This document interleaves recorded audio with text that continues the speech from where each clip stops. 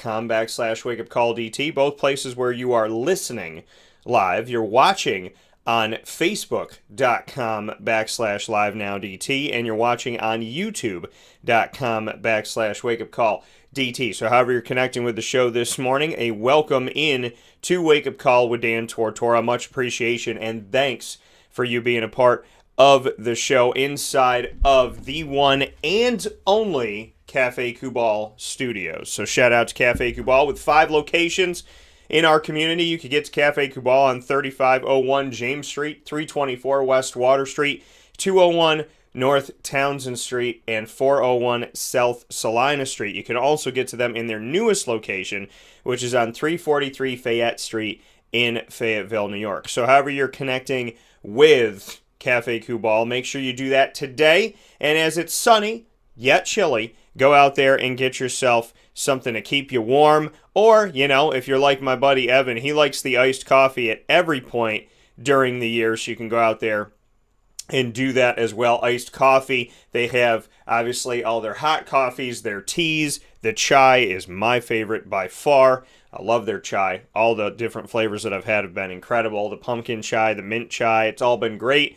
And, of course, their sandwiches are awesome as well as their desserts, and they're serving breakfast right now. So make sure you get over there to Cafe Kubal today and get something for yourself, something for one of your loved ones, and support a local company. So big shout out to Cafe Kubal. Fill your cup with whatever you would like today. Inside of MonPazPopcorn.com's What's Poppin', today's show is called Alma Mater Monday, and that is because I am celebrating my alma mater this morning, and I will be doing that in hour number 1. Alan, good morning, sir. I'll be doing my Alma Mater Monday in hour number 1 with Jen Carleton, Marywood Pacers women's basketball head coach, as well as at 10:15 a.m. Eastern Time in hour 2, I'll continue Alma Mater Monday with Marywood men's basketball head coach Enrico Mastroianni. I obviously am a proud alum of Marywood University, and I wear that very, very proudly. As you can see, the Marywood basketball representative of both, doesn't say women or men, because I'm representing both of the programs this morning and always. So a big shout out to Marywood women's basketball, Marywood men's basketball, as well as Marywood athletics and Marywood University as a whole. And to all my Marywoodians, good morning, y'all. So I hope you're having a great day, and I hope you're having some fun. Very excited to have Jen Carleton on the show in hour number 1 at 9:15 a.m. Eastern Time. Once again, letting you know, and Enrico Mastroianni in hour number 2. Very excited to have him joining the show at 10:15 a.m. Eastern Time. So with all of that being said, we also have some bracket conversation to be had, and my buddy Ross, who's a fellow alum of Marywood, saying, go Pacers. That's right, brother, make it happen. So I'm very, very excited for the opportunity to be able to share with you what's going on this morning, and I'm actually going to share the link as well to the broadcast show that we did. We did a show unlike anything that, as far as I know, has ever been done in Central and Upstate New York. And I haven't seen people do this in general, but this is to have a show during the selection process of the bracket. I had the pleasure and the honor of having Syracuse Orange basketball alum Demetrius Nichols join me to unveil the bracket. So we got to unveil the bracket together, which was awesome and just really, really cool. We got to be with the fans at Pizza Man Pub on 50 Oswego Street in Baldwinsville, New York. And so we got to watch the bracket get released with the fans, which was incredible. And we got to bring you the bracket. So as it's getting released, we're with the fans. We're talking with you about it. And at the same time, we got to present it on Facebook Live, which is really, really, really fun. So I'm going to put that link right here so y'all can check that out after today's broadcast, because you definitely want to go see it. Really, really fun. And it was a concept I came up with. I was like, you know what? Instead of just like having people watch the selection process on Sunday, why don't we do a show where we're analyzing and giving you the bracket in real time as it's released that we analyze it and we talk about it. And of course, with Syracuse hoping to get in, why don't we do it at a local Syracuse company so we're there with the fans watching the bracket as it happens? And every time a new bracket would come out, the East, the West, the Midwest, the South, whenever those brackets came out, the whole room would go silent. And when Syracuse got announced, it was crazy. And the fans' response to me asking them to, get loud for their orange and whatnot was really incredible. And, I mean, the time at Pizza Man was second to none. It was really, really, really fun. And so I'm going to add this here so you guys can check it out. So like I said, make sure you do that later on today. So this is the bracket special broadcast that we're sharing with you, so you can check that out. But as you know, Syracuse has made it to the NCAA tournament. I am not surprised that they made it. I had them getting in as an 11 seed. I thought the committee would make them play a play-in game. The committee is not going to make them play a play-in game, which I very much appreciate. And making them an 11 seed with San Diego State is a good matchup for Syracuse. Good opportunity for the Orange. So I'm very, very excited this week to break that down and to dive into that more with you as we get set on this Syracuse potential and hopeful run in the NCAA tournament. So a lot of great stuff coming up this morning. A lot of fun to be had this morning. And for everybody that came out to Pizza Man, y'all got to have the fun with us. And where we're those analyzing of you that got to be with us here on Facebook Live on Facebook.com/LiveNowDT, where you watch and listen to. So a lot of great stuff coming up this morning. Friday from a lot of fun to be had this morning. Thank you for joining everybody that came out to Pizza Man on the internet. Y'all got to have the fun with us and for here. Those of you that got to be with us. Weren't able to get out to Pizza Man, hopefully you ordered some food from them. You can watch in the video me eat my pizza and wings. And shout out to my dad who surprised me and came out to the show and gave Demetrius and I some pizza and wings. And then I left there with a pizza. So big shout out to Jimmy, to Jim Delia Sr., to Jimmy Delia, to Luke, to everyone, to Kevin, to the whole team out there, and to Mrs. Delia as well. So a big, big, big shout out to the family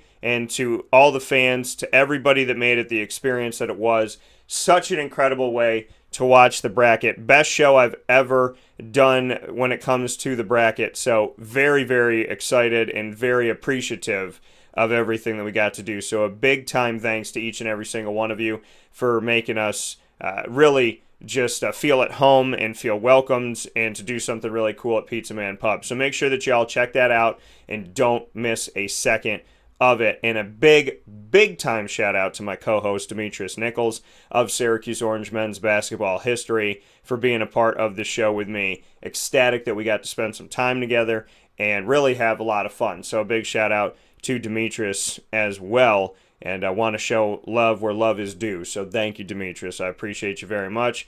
And shout out to your wife and your little girl. And shout out to your little one as she starts her first day of school today, which I'm sure is nerve-wracking, but also will give your wife and you a little bit more time around the house. So my best to you all as you embark on this new journey together. So God bless to each and every single one of you. So with that being said, coming up in just a couple minutes, Jen Carleton's going to be joining me. And I know that Syracuse fans this Monday morning, March 15th, are ecstatic. You're happy. You're pumped. You're researching the heck out of San Diego State. You're like, what are they all about? What conference are they in? What are they doing? You know, was that the team we played on the aircraft carrier? Yes, it was. Have they ever played in the Dome? Yes, they have. So, did Demetrius Nichols play against them in the Dome? Yes, he did. So, a lot of cool stuff coming up. I know the fans are ecstatic. This week is going to be great. We're going to have some football this week. We're going to hear from some names that were at Syracuse that are really, really cool to hear their stories and their angles. They're going to be joining us this week. Of course, Papa Joe will be back on the show after a little hiatus that he had, and so he'll be back on the broadcast. Very excited to have him. The Ingredients to Success, proudly brought to you by Avocolis, will be here on the show. We will do the Annoying Moment of the Week, proudly presented by Carvel DeWitt, as well as the Top Dog of the Week will be announced by Canine Camp Dog Daycare and Canine Campground Dog Boarding. And we'll have Lead with Juanita Ward from Chick-fil-A Cicero, and my co-host Juanita in Learn, Evolve, Ad-Lib, and Deliver. That's what the acronym LEAD stands for, with a special topic every week, all about positivity, faith, belief, community, connecting with each other, comedy, all good stuff, all positive stuff in the truck here at Wake Up Call with Dan Tortora that we look to bring to you and drop off to you every single week. So a lot of awesome stuff coming up this week. A lot of fantastic guests. We do a surprise video for Dave Paziak with those from his coaching tree.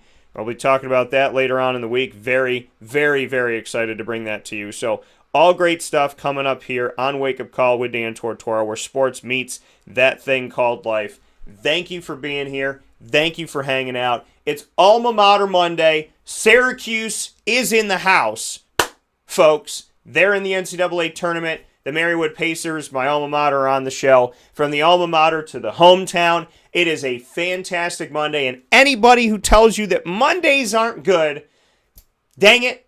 Well, Monday, March 15th, 2021, where I get to wake up and talk to two awesome people from my alma mater and celebrate the fact that my hometown is dancing again. And in general, that we even have college basketball. It is a fantastic Monday. And this Monday is only going to get better. With that being said, we'll take a step aside for a fast break. I hope your energy's high, and I hope you're feeling good this morning. And I hope that all is well in your neck of the woods. If it's not, I hope it gets better.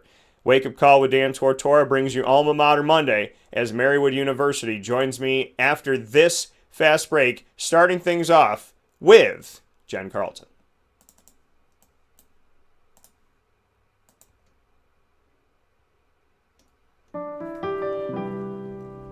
Avocolis Restaurant, located right at the corner of Route 57 and Wetzel Road, is proud to be your local neighbor, growing with you for over 20 years. We're open 7 days a week for lunch, dinner, and drinks. For takeout, delivery, or catering, call us at 315-622-5100. When you order online and use our promo code AVS10, you will save 10% on your online purchase at myavocolis.com. And make sure to join us monthly for our live on-site broadcasts centered around Liverpool athletics.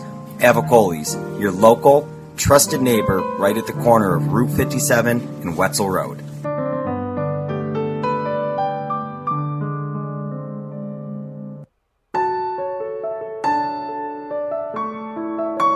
Having peace of mind when you're out of town that your furry-loving friend is safe and sound means taking them to Canine Campground, because we all know that when it comes to the love of our pets, it goes well beyond the call of duty to make sure they're safe and sound. Right, Lily? So take a ride to 242 Johnson Street in East Syracuse, New York, and see Canine Campground and where your dog will be staying, in the classic cabin, the executive cabin, the grand cabin, or of course the luxury cabin, because if you know Lily, you know she loves luxury. Now you don't have to wait to the last minute to find a family member or a friend that'll take your dog for a few days. Call Canine Campground at 315-299-4013. That's 315-299-4013. Their drop-off and pickup times are Monday through Sunday. Check K9campground.com for more information. That's the letter K, the number 9, and campground spelled with a K.com. K9campground.com. When you're going out of town, bring your dog to Canine Campground.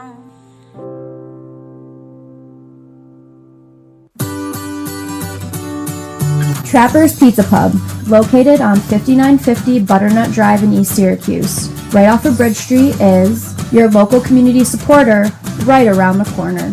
Join us on site at Trapper's Pizza Pub for our live monthly broadcast supporting Central New York student athletes and their sports programs. Call 315-438-4444 for more information. And find us on Facebook and Instagram at Trapper's Pizza Pub. Trapper's Pizza Pub, your local community supporter right around the corner.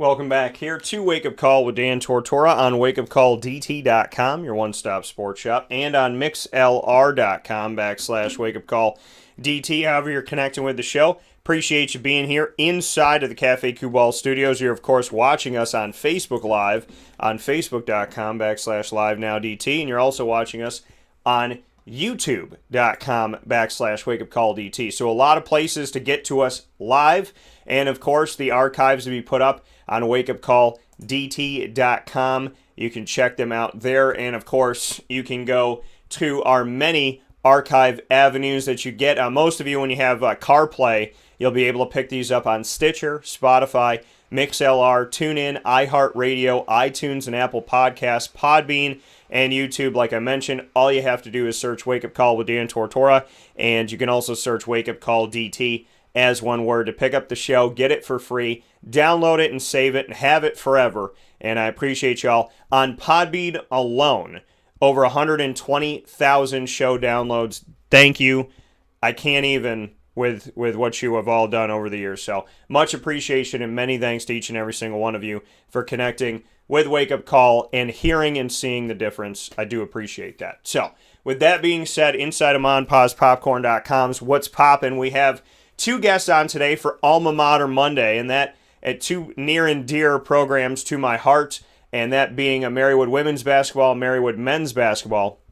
We're going to start things off with the women's side and Jen Carleton, and I'm very happy to have Jen on the show. Jen is somebody that I've appreciated since she came in day one to Marywood University, and I believe and want to see her succeed and have only a progression here and only a steady rise at Marywood University. So a lot of respect for Jen. Very happy she's here with us on the broadcast. So let's bring her in. Miss Carleton, how are we doing today?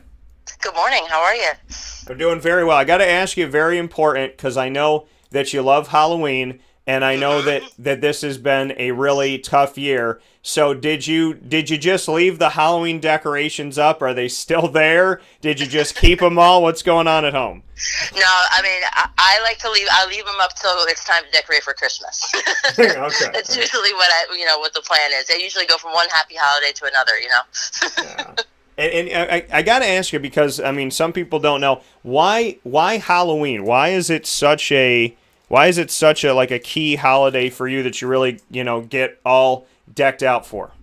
I don't know. I think I've always have. I just have good memories of when I was younger, and obviously getting dressed up with my sister and going to my grandparents' house and going to my aunt and uncle's house, and they were always into the decorating, and we kind of didn't live around a lot of an area where a lot of people would come trick-or-treating, so we would go to my grandmother's house, like I said, or my aunt's house, and then once I was old enough to decorate my own house, it just kind of was like, yeah, I can finally do this, and it's kind of stuck, and I have decorations from my first year doing it, and I can't throw them out because I love them, but it's just one of those things. I enjoy it, and my sister's the same way, and I have no idea why, but it's just I love it. All right, coming this morning from Jen Carleton. And Jen, it's been an interesting year, and so I asked you about something you love because it's been important for us to all, kind of stick to and hang on to those things that bring us joy, now more than ever, to connect to the things that make us happy, the things that matter to us. So what have you tried to bring into your life in this past year to bring more joy and positivity? What have you held on to this past year as well to help you navigate? I definitely, once when everything was really shut down and we couldn't do much of anything, I actually took up a couple little hobbies that just from, being online and wanted to try something new and just try to do some artwork stuff, try to do some restoring old furniture and, just some updates, some, renovations, some makeovers, those kind of things. So just try to keep busy that way. And I think it makes helps ease your mind. It gives you a little bit of purpose in a world, when you didn't really understand what was going on. And just try to make life a little bit more pretty. And that's what I was excited to do, and learn something new and try to figure something else out on my own and teach yourself. It's always good to take a class or learn something different, and that's exactly what I did. So it was exciting. Yeah, coming here from Jen Carleton, Marywood University women's basketball head coach. You talk about, taking old furniture and, my dad did it too, to reupholster stuff, to bring it to life and make it look new again, reinventing furniture, and also in a kind of cool way, bringing it all together, reinventing ourselves. How did you reinvent yourself, essentially reupholster yourself, so to speak? Because I think if you grew during this thing, then you did things the right way. So what did you do to improve Jen Carleton in this past year? Well, I mean, obviously, there's a lot of time by yourself and a lot of time to reflect and see exactly, the path that you're taking and the direction you're kind of going. And, like I said, it's great to learn something different and putting yourself in a different position. And I personally love to be coached, and I feel like I personally haven't been coached in a little while. So taking classes online or free class here and there, or meeting up with people on Zoom and trying to learn something that they do, it's just important for your growth. And when the world was stagnant and there was nothing else going on, and you really had to focus on, making yourself have inner peace, you try to pick up all these little different things, and at the time you probably don't even realize what you really want to do with them. You just need to do something. And I think that it's really important for your mind to just keep working, keep doing something, keep challenging yourself. And if you're not challenging yourself, if you're not trying to learn or trying to, to do something a little bit different than you have before, then you're not growing, like you said before, and you're kind of wasting your time. And I think a lot of people felt like their time was being wasted, but if you were mentally, preparing yourself for what comes next, or mentally putting yourself in a different position, or trying to put yourself in someone else's shoes or anything like that, trying to learn more about how our society works and, all of the stuff going on in the world. If you put yourself in that situation a little bit more, I feel like, you're growing, and that's what it's really about. Yeah, and you bring up a great point about, were you one of those people that was waiting for the world to, somebody to do something for you, waiting for someone to make a decision for you, like someone tell me when to go outside, tell me when to, do this and that. You get to a certain point where I didn't hug my mom for like a month and a half. And my mom, I'm close with my parents, and it was like really wearing on my mom. Like, why aren't you hugging me? And if I did hug them, I was giving my mom and dad a kiss on the cheek. I didn't do that. And my parents were kind of we got to a point a few months in where I was like, you know what? Not really seeing anybody else out there too much. I'm going to hang out with my mom and my dad. I'm going to sit with them. I'm going to give them a hug and a kiss. And you can tell how much that meant to them. And like for it to be taken away from my mom for like a month or a month and a half, it just really, you could tell like it made her sad, and it made her kind of like depressed. Like, I can see my son, but why can't I hug him? And, you get to a point where I was going to the grocery store. I try to minimize it. Every couple weeks I go and pick up everything I needed. And I didn't go, to start, like the mall wasn't open, so I didn't have to worry about that. I didn't travel anywhere. But, just being smart and little by little, saying, okay, you know what? I'm going to go out. I'm going to do this. I'm going to try this. I'm going to see how this is. I wipe everything down. I clean everything. I do everything I'm supposed to do. I wear my mask. But at some point, you got to live your life. And I feel like during this pandemic where, people were like, I'm going to wait for somebody to make my life better, that was kind of a telltale sign that those people are probably the people that, without a pandemic, are waiting for somebody else to take responsibility for their life. Absolutely. And I think what you should learn from this is, yeah, we wait for the doctors and the scientists to help us, but ultimately, if you're waiting on the world to tell you what to do and how to do it, you're not living. And if you're not living, then, this pandemic isn't the thing that got you. You were already got before the pandemic, and hopefully people are learning to make decisions for themselves now. Definitely. And I think it's not even about like having someone tell you what to do. It's having yourself realize that you have to live your life the way you need to do it, and do it safely, obviously, but also it's a matter of growing. If you're growing, if you're learning, if you're putting yourself in different situations, if life is about adapting to different things. Clearly no one thought this was going to happen. Clearly no one thought in our lifetime this was going to happen at this very moment, and we weren't prepared mentally or physically. We weren't prepared for it, but that's what life is rolling with the punches and figuring it out along the way, and realize that, life is about the detours, not the straight line navigation. And this was a huge detour for all of us, but it also showed us a lot about our character and what we can do and how we can, better ourselves individually. And I think it's really important that we realize that we have to better ourselves individually if we want to make the world better. And you have to start with yourself. And this was a great time for a lot of people to start with themselves. Yeah, and I think that this creates such an opportunity to come out of it better than we went in. When you said that you went on and you miss being coached and you're coaching and whatnot, but you missed having that opportunity to be coached. What did you learn from going and checking out these Zooms and these classes and whatnot? How did you grow yourself in that situation where you felt like you really wanted to be coached again? How did you get yourself to that point? How did you get coached, and what did you learn? Well, it's really good. It was really great. As soon as everything went down and everything kind of shut down, the basketball community, women's and men's basketball community, really, gathered together, and they had probably about 3 or 4 weeks right from the start of just Zoom calls and these meetings and talking about this defense or this offense or how to recruit this kind of kid and this kind of. So it was just free information. It was just the entire community kind of getting together and putting together these almost like a Zoom tournament pretty much.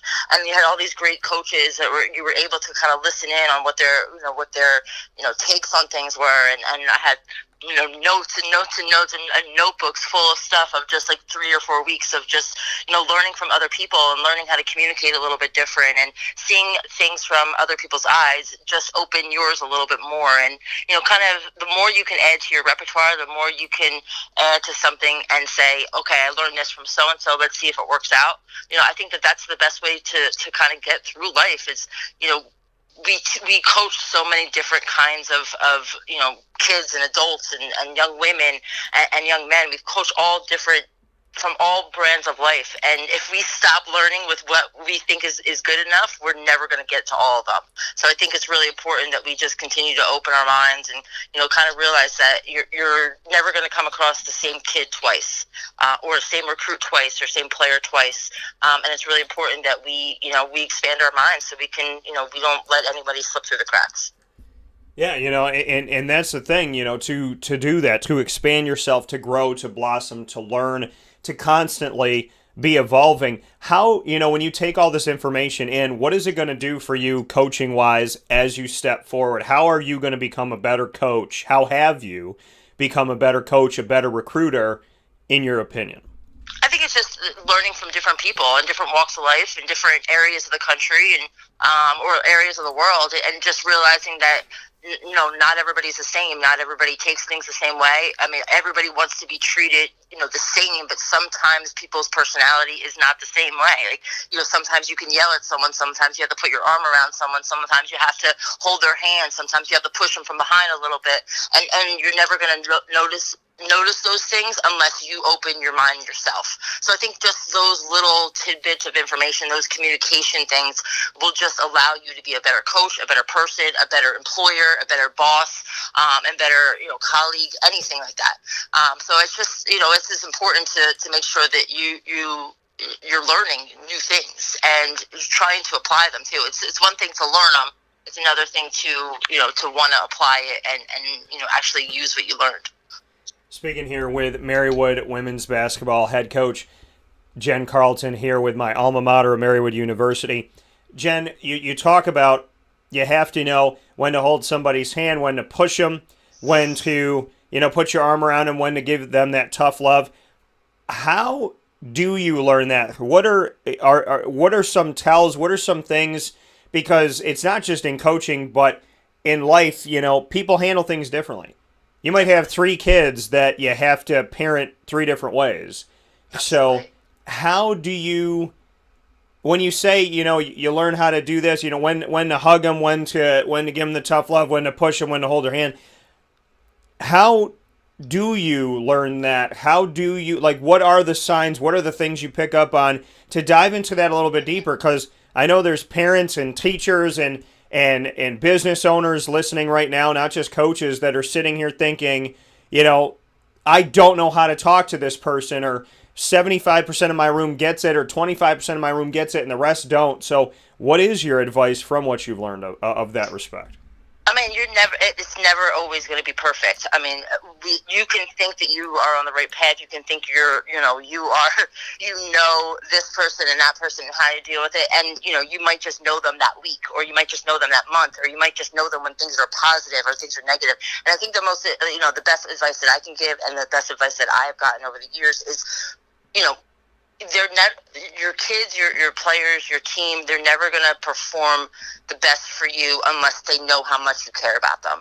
And I think that that's really important, that they know that you care about them as people, not just as basketball players, or as as a person, not just your employee, or as a friend, not just your colleague. And I think once you kind of establish those guidelines, establish that you do care about them as not just what they're going to do for you. It shows who they are, and it shows who you are, and it allows people to be more open and more free about what's really inside of them. Some people put up a wall, and they don't want to be coached sometimes when someone comes at them a little bit harder, or they feel like they need a little bit more coddling or a little bit more yelling. It all depends, but you're never going to know that unless you clearly have good communication and you know who you're talking to. And the best way to do that is just put yourself out there as well. If you put yourself out there, you give them the information that you have about yourself, about how you want to coach them, and what we can do together to make it better. I ask my kids all the time, like, when we have recruits up, I'm like, how do you like to be coached? Do you like to be coached hard? Are you someone that can't get yelled at? Like, I want to know this right away so we can establish how we can even talk to each other as this process goes through. So it's really important, and it's not it's not a matter of, oh, this coach is different for one to the other. No, it's a matter of knowing who you're talking to, and I think that's just about life. Yeah, and I think we don't ask the question. Like we don't always ask somebody, what gets through to you, what matters to you. And they talk about it in all walks of life, and I'm learning things, Jen, over this past year. I learned that there's love languages now, because as a single man, it's like, this person likes gifts, this person likes text messages, this person you learn all these things, and it's like, but as funny as it may sound to some people on the outside looking in, whether it's a friend or it's romantic or it's a coach or it's a play, everybody learns things differently. Like, some people are visual learners. Some people need to be, repeatedly pushed and, to get the best out of them. Like, and I saw it at Syracuse where Boeheim coaches the way he coaches. And it works with Rakeem Christmas to give him tough love and push him. It worked with Trevor Cooney to give him tough love and push him. But he pushed Tyler Roberson away by giving him the same tough love. So, at that point, you got to kind of sit down and go, okay, what do you need? And, you kind of realize that. Like, some of my friends don't need, we could talk once a year, once every 2 years, we're good. And other friends want to, hear from you more often. And it just comes down to listening to what matters to people, determining what matters to you, and realizing that what matters to you is not always what matters to other people. Definitely. And that's why the communication of just, open communication and boundaries are so important, because, some people need to be alone a little bit more. Some introverts don't want to be, pressured to go hang out or do this, and you have to know those things, and I think it's really important to understand the personalities, and know, if someone's an extrovert or someone's introverted, and if someone has that personality to just go out there and make their own friends. It's funny, I was with my friend the other day, and she has a niece, and we went to the park, and there was 5 kids out there, and we walked up to the park, and she's 5 years old. She just walked into the park, and like 3 or 4 little girls walked over to her. It was like, hi, you want to play with us? And I was like, man, if it was only so easy for 30 or 40-year-olds to make friends like this. And it was just funny, because she was just like, okay, and then she just went off, and then 40 minutes later she came back and she was done. But like, you go into a bar, and you only go go with your, certain friends, or you go to a gym, it's only with certain friends, and you watch these little kids make friends just by simply introducing themselves. And they're like, why can't it be that easy for adults? But I'm like, it can be that easy for adults, but we just don't see the world that way. And it's just funny to kind of see that and kind of witness that firsthand the other day, and just how different, kids are to adults, and how different just certain people are, depending on their personality. So it was definitely interesting, and, it's just one of those things that you have to know the positives and the negatives, and you have to be willing to understand yourself a little bit more in order to understand other people as well. That coming here from Jen Carleton, joining us this morning, Marywood University Pacers women's basketball head coach. Jen, coaches around the country have talked to me about the pandemic and how it has changed things for them. One of the first conversations I had was with Jim Larinaga about it, and one of the first conversations, I should say, of tourney time, and Jim Larinaga of Miami's D1 men's basketball program said, this pandemic has changed coaching. And he went into how it did. Roy Williams and I of North Carolina spoke about it. Players like Jaden Gardner of East Carolina and I discussed the life of a student athlete. What can you say this pandemic has done to change coaching? And secondly, what has it done with the coach-student-athlete relationship, since you can't always be together? And in some cases in D1, all you are is together. So what can you tell me about how the pandemic has changed coaching, and what has it done for the dynamic of coaching and student-athletes? Well, I mean, to not have the everyday interaction with student-athletes has been, that's been the hardest part for me. I'm very much a in-person person. I have to see someone face to face in order to I'm an energy. I like energy. I like reactions. I like body language. I like those kind of things to know how our conversation's going and how our relationship is. And it was really difficult to do that just through Zoom calls or through phone calls or through emails, for, almost a year now. So that's been really, really difficult on, just the student-athlete coach side of it. And, a lot of my team are off campus, so I don't get the opportunity to see them as much, especially now that things were canceled and we didn't have a season and, all of those things. But, you try to keep up as best as you possibly can with Zoom and just email and text and just, checking in here and there, just to say hi and stuff like that. But it's definitely, taken away a big aspect of coaching this year, and I hope that comes back. The more more normal things get, and the more we get back to how things were in the past. But I do think that coaching in general has changed as well. It's, you have to adjust. You have to be able to go with the times a little bit more. You have to be able to communicate without being face to face. You have to be able to sell your school without actually showing your school.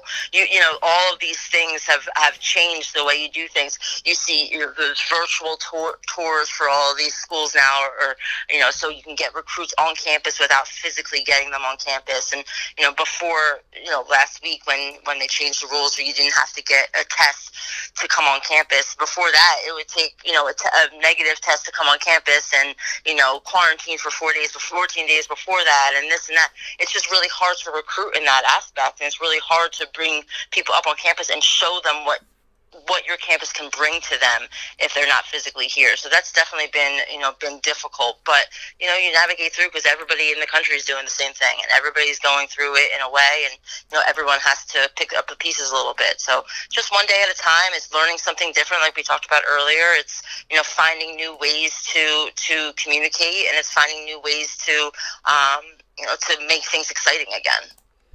Yeah, and what have you done to try and make things interesting, to make recruiting interesting, to make the, connection with your current players interesting? How have you evolved with the virtual times? And when you said you can't show campus, but you try to show campus, so you have to find a virtual way to do it. What have you done to showcase in recruiting and showcase to the players that you already have what Marywood is, what your vision is, and what you're hoping for and working toward? It's just been innovating the trying to figure out the Zoom, trying to figure out how to send links. It's just, Marywood has a really good virtual tour on their website, which has been really helpful for me to send out. And then, so I send out the link and we sit and we can, talk about it together. And we can go, over what they want to major, and we can try to zoom in on that area of campus. And, it's been interesting, and it's been different, and it's been one of those things that probably no one, no other year you had to worry about. But just trying to figure out different ways of selling your campus that's different than other people, and every recruit is different. Every way of looking at it is different depending on what they were looking at. If they're looking for a social aspect of school, we try to show them this part of it. If they're trying, just zoom in on architecture or nursing, we try to, get those professors to talk to them specifically about certain things. And with our current team, it was good this year. We actually have a new system for working out. They give them a detailed workout, which everything is online. So they didn't have to be physically on campus for us to see what they're doing, for us to put a workout for them together. They didn't even have to be in a gym. There was some things that you can do at home, with just your body weight. And every day it kind of changed, and we were able to log on together and look at their progress together. So that was a good way of still keeping track of what they're doing physically, even though we can't be together physically. So that part of it was really good. And in the virtual world, Jen, how have you evolved with it? And I mean, I think a lot of people didn't even know that Zoom existed before the pandemic. I did not. And, so Zoom, and then Microsoft Teams comes up, and all these different things. So go ahead. What were you going to say? No, and meet and all these different, avenues of, WhatsApp, whatever we can do to kind of get people, face to face. And I think it's important. And I am not good with technology. I will be the first one to tell you that. So it has been, difficult to put things together and figure things out. But, that's the process. That's part of learning, like we talked about earlier again. And, just making sure that you can keep up. You don't have to be the best at it right now, but you do have to, be able to navigate through it and get through it. And I think that's what everybody's kind of doing, whether they're good at technology or not, just kind of making the steps to make sure that people around them know that they're trying. And I think that's really important too. What was the funniest fail you had with any type of virtual stuff? What was the thing that you're like, I can't figure this out, or I can't do it, or you thought your mic was off and it was on? What'd you say? What'd you do? Sharing my screen was like a nightmare the first time. I'm like, I have no idea how to do this. I think I had to log off, look it up again, and then try it again. But I didn't have too many big failures, which is good. I've seen some horror ones online, and I'm like, oh my God. But I never had to, I never was that, which was awesome. But I think just the worst part was the sharing of the screen, and I think I got that now. Yeah, and it is. I mean, you got to learn. The thing that's kind of cool is, that I've been on the internet for so long. And so when everybody was like shifting, we're going to go to the internet now, and we got to do our show remotely from here and this and that, I was like, welcome to my world, ladies and gentlemen.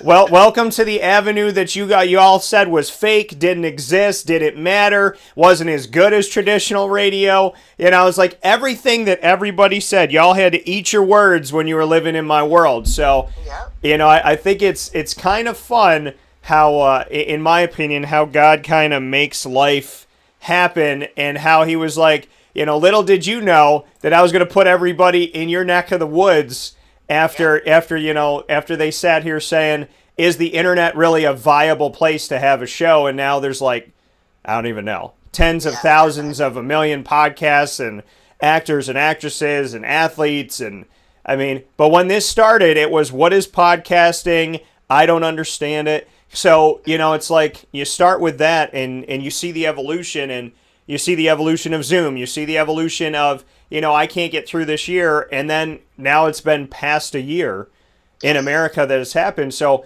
what I'm getting at is where we go to this uncharted territory. When I decided to go to the internet, when I decided to open my business, when you decided to be a head coach, when you decided to come to Marywood, when we went through this pandemic and decided to get through it, there's something to be said about the human resiliency and how often we walk to the precipice and go, there's no way I can cross this bridge.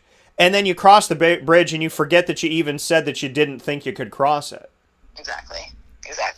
I think that we don't give ourselves enough credit to realize that I'm one of those people who I'm huge on everything happens for a reason. Everything happens for a reason. We're put in certain places for a reason.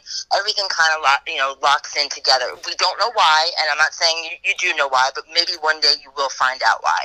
But you have to realize that every day is a new day, and every day is a new opportunity to learn something else, or to do something different, or to figure something out in a different way, because you never know when someone else is going to need that done for them, or help you. You don't know when you're ever going to have to help someone that you've done something for, later on. And I think it's really important that you give yourself credit to realize that we can get through anything if we don't put up a wall. Like, we have to be part of the solution, not the problem.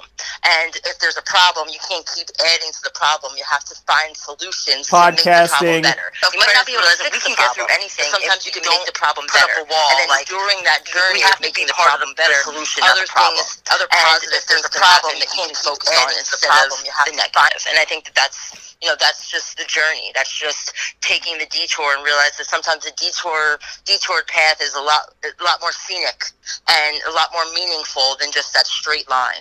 And I think that's really important to grow as a person, is making sure that you take that journey and don't take the easy way, and realize that you're whatever path you're on, whatever path God puts you on, whatever detours in life, you're supposed to be there, and just embrace it. Yeah, and I take what you said about, bridges and whatnot, and it makes me think of a quote from one of my favorite movies and favorite characters of Black Panther, and one of my favorite actors. And if people have never seen Draft Day, and there's so much there's so many characters he played James Brown and Jackie Robinson and everything, but Chadwick Boseman, he said something at the end of Black Panther, and I'm going to quote this to the best of my ability from memory. He said, in times of crisis, the wise build bridge. What does he say? The foolish build walls while the wise build bridges.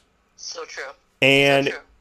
I think that in this time period, did some of us, and some of us did, stock up, run to our house with, toilet paper walls and build our walls and hide from the world and only care for ourselves. And how many of us build bridges and said, you know what? I'm going to leave this toilet paper for somebody else.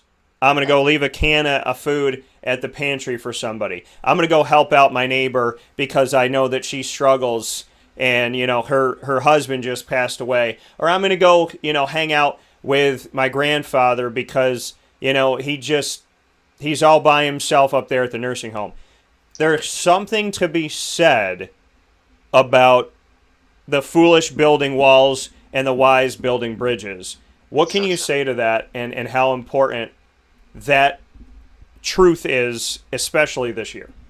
Well, and you can't be around people physically, so the best way to do it is to make sure you're there for them mentally, whether it's just listening, whether it's doing the little things, whether it's, just putting a note on someone's door or someone's car that let them know you're thinking about them, or sending them something, or doing food shopping for them, whatever the case may be, just letting them know that you're mentally there for them when you can't be with them physically. I think that's really, it's almost everything. And don't get me wrong, everybody went through it where they needed a week to themselves. They needed that recharge. They needed to kind of be down to get themselves back up. One of my favorite quotes, and it's not perfect, but sometimes when you feel stuck going nowhere, even starting to slip backwards, maybe you were just getting a running start. And I think that's really important to realize that sometimes you do need to slow down. Sometimes you do need to back up, and it is just to propel yourself forward. And I think that's not just a physical quote, it's a mental quote as well. And just to make sure that your mind is good and you're challenging yourself,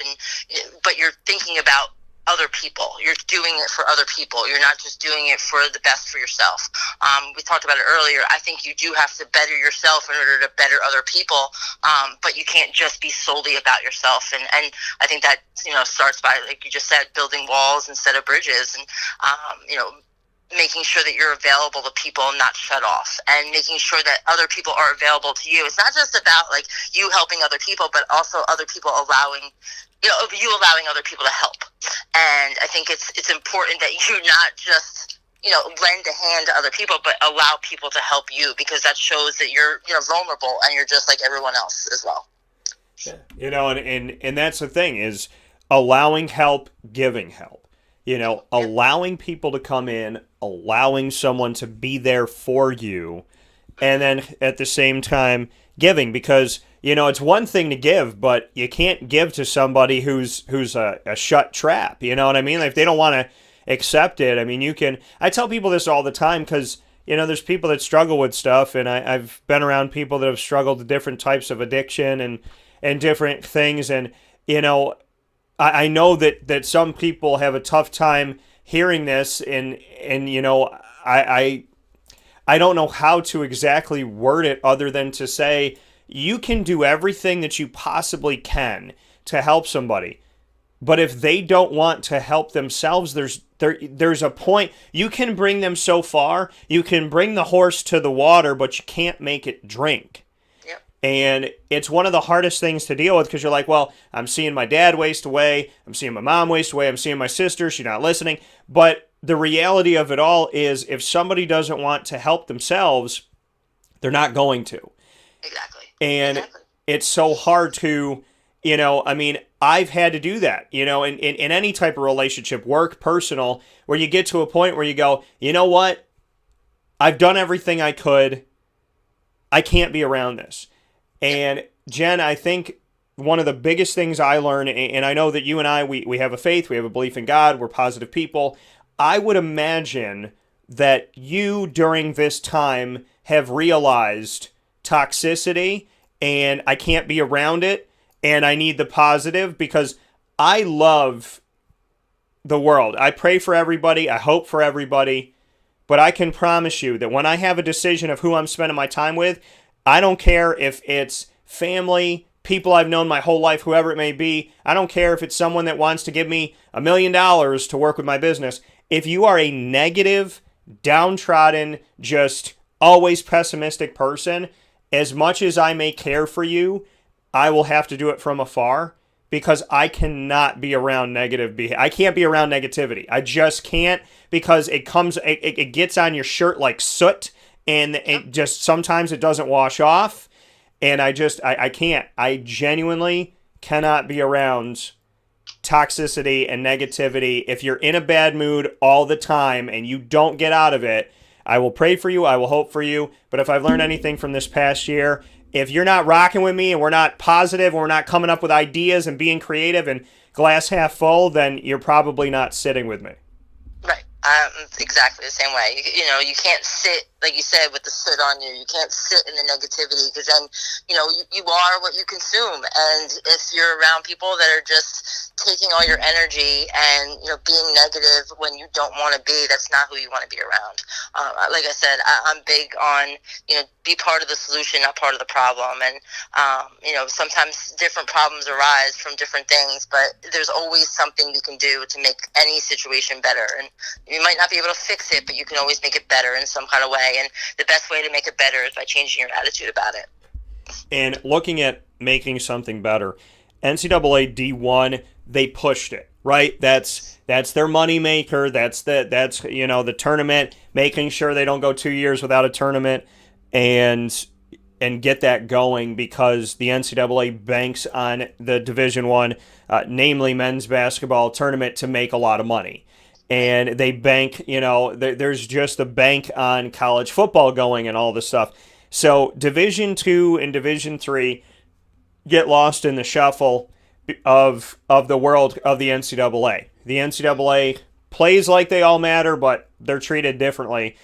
Kind of the way that I saw it from the outside looking in was, we're going to do everything to get D1 going. D2, D3, you don't really need it, and you don't really need to play. So How did you handle that as a D3 women's basketball head coach, that the NCAA was so focused on there is no way that we're not going to have a season with D1, and then D2 and D3 was kind of left out in the wasteland? How did you handle that? And from your perspective as a coach, what did it actually look like? To be honest with you, yeah, obviously we had to handle it. We had to figure it out along the way. The hardest part was not knowing what was going to happen. I mean, in the middle of January, we were still like, are we going to play? Are we not going to play? The end of January, the same thing. And that part got a little trying. Like I said, figure it out. You're trying to obviously we had to handle it. We had to figure it out along the way. The hardest part was not knowing once the championship was going to happen. Canceled for D3. That was difficult because then you weren't sure what was going to happen for the rest of it. But at the same time, I also was one of those people who realized that it wasn't very safe yet. My sister's in the healthcare profession, and we're an indoor sport, and it's very much a contact sport, and we're very much face to face, and we're very much in close vicinities with each other and all that kind of stuff. So in my perspective, that way, I was like, we shouldn't be playing yet. We shouldn't be there yet. However, I would like, someone to make a decision one way or another if we are. So I think that just the waiting process was a little bit difficult. But that was for everybody across the country. D1, D2s, D3s, everything. And even with the D1s, yes, they played, but every day was a new day. I mean, I have friends that are in the D1 level, and they had 2 games and they were shut down for 2 weeks, and then they would have 2 games and they were shut down for 2 weeks. And it was just one of those years that was up and down. You were never going to know. Every single day was going to be different, and you couldn't plan ahead because of what was going on. And I think that it was one of those things that you just have to roll with the punches, unfortunately. Yes, we would love for the NCAA to say, this is what we're doing, it's this, it's that, we're going to try to do everything possible to get everybody to play. But at the same time, you have to make sure it's safe. You have to make sure it's done the right way. You have to make sure that people are being tested and quarantining and all of those things the way it has to be done. And if you can't do it 100%, then you just can't do it, because safety is the most important thing. So just waiting, dealing, every day being a new day, every day being a new situation, that was difficult. But also knowing that we were safe, we were doing things the right way, that was comforting. Yeah, and to see that some D3 teams played basketball, I mean, it's strange because I'm talking with you and I'm talking with Enrico from Marywood, but then a good friend of mine, Dave Paziak, got to play 10 games, albeit regular season, but he got to play 10 games for NVU Linden, the Hornets, a men's basketball team in Vermont. How strange is it, and what is it like to be a head coach in Division III watching other coaches coach when you're not? I mean, it is what it is. I mean, it's almost like when if someone makes a tournament and you're not, or if someone is playing an exhibition game and you're not, you just do what you have to do and realize that not every situation is the same. It's, you want to be treated the same, you want to be treated fairly, but you're going to have to be treated differently because things are different in different areas of the country, and different situations, and different divisions and different areas and different athletic directors or presidents or conferences. Every conference is different. It's like, obviously, you look at the Ivy League, they canceled way earlier than everybody else last year. They canceled their spring sports season way earlier than everybody did this year. So, there's a reason for what they're doing. We might not understand it, but obviously they have their reasons for doing it, and you just have to, like I said, roll with the punches, find other solutions for it, find other ways to be positive about it, and, not look negative, not look in the past, and just find ways to move forward. Yeah, and to find, those things that you can do, the positives we talked about, to hold on to here with Jen Carleton from Marywood University women's basketball. Jen, Marywood Giving Day is coming up. What can you tell me about it? What is the women's basketball team planning to do? How do we get involved? Our Giving Day is the 24th. We are we set a goal for ourselves of $2,000, so I'm hoping that we can get that. What we're going to do too, so for every $300 raised, we're going to give a scholarship for camp out. So I think that that's really important to, to get our community involved this summer, especially if we're able to get out and do some stuff. We have a camp set for the beginning of August. So if we raise this money for a giving day, it'd be really nice to give some scholarships out to kids that maybe can't afford to come to camp, or parents can't afford to bring them, or they have siblings and multiple people in the family and they just don't have the money to send them off to camp for a couple of days. We're hoping to alleviate some of that pressure and do what we can to donate some scholarships to it. Yeah, and how can people, I know we'll put the links up and everything, but how can people get directly involved with the women's basketball program? Well, I'll send a link out. We have a website that you can just click on it. It'll say donate to women's basketball, and it'll come right to our program. And we would appreciate anything that anybody can do for us. We really, definitely want to get out in the community this year. We want to be able to be, and, hopefully we can make some money, raise some money to be able to do those things.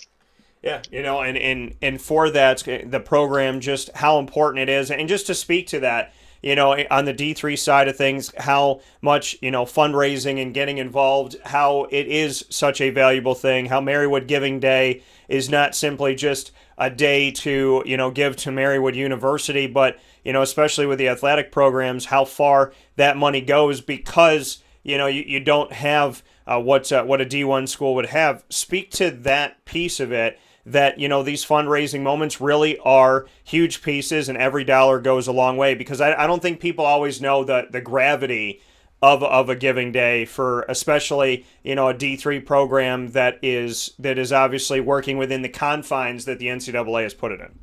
Definitely, and it just is something. You think of fundraising, you think of like gear, you think of sneakers. It's not just about that. Like, think about the pandemic this year, and we for most of our local games, within 2 hours, we would drive we would drive a van, have pile 12 people into a van. If we can get fundraising money, then we can be safer and have a bus and be able to spread out a little bit more. So it's not just about comfort, it's also about safety for us next year too. So we're really hoping to raise some money to be able to make every journey as safe as it possibly can.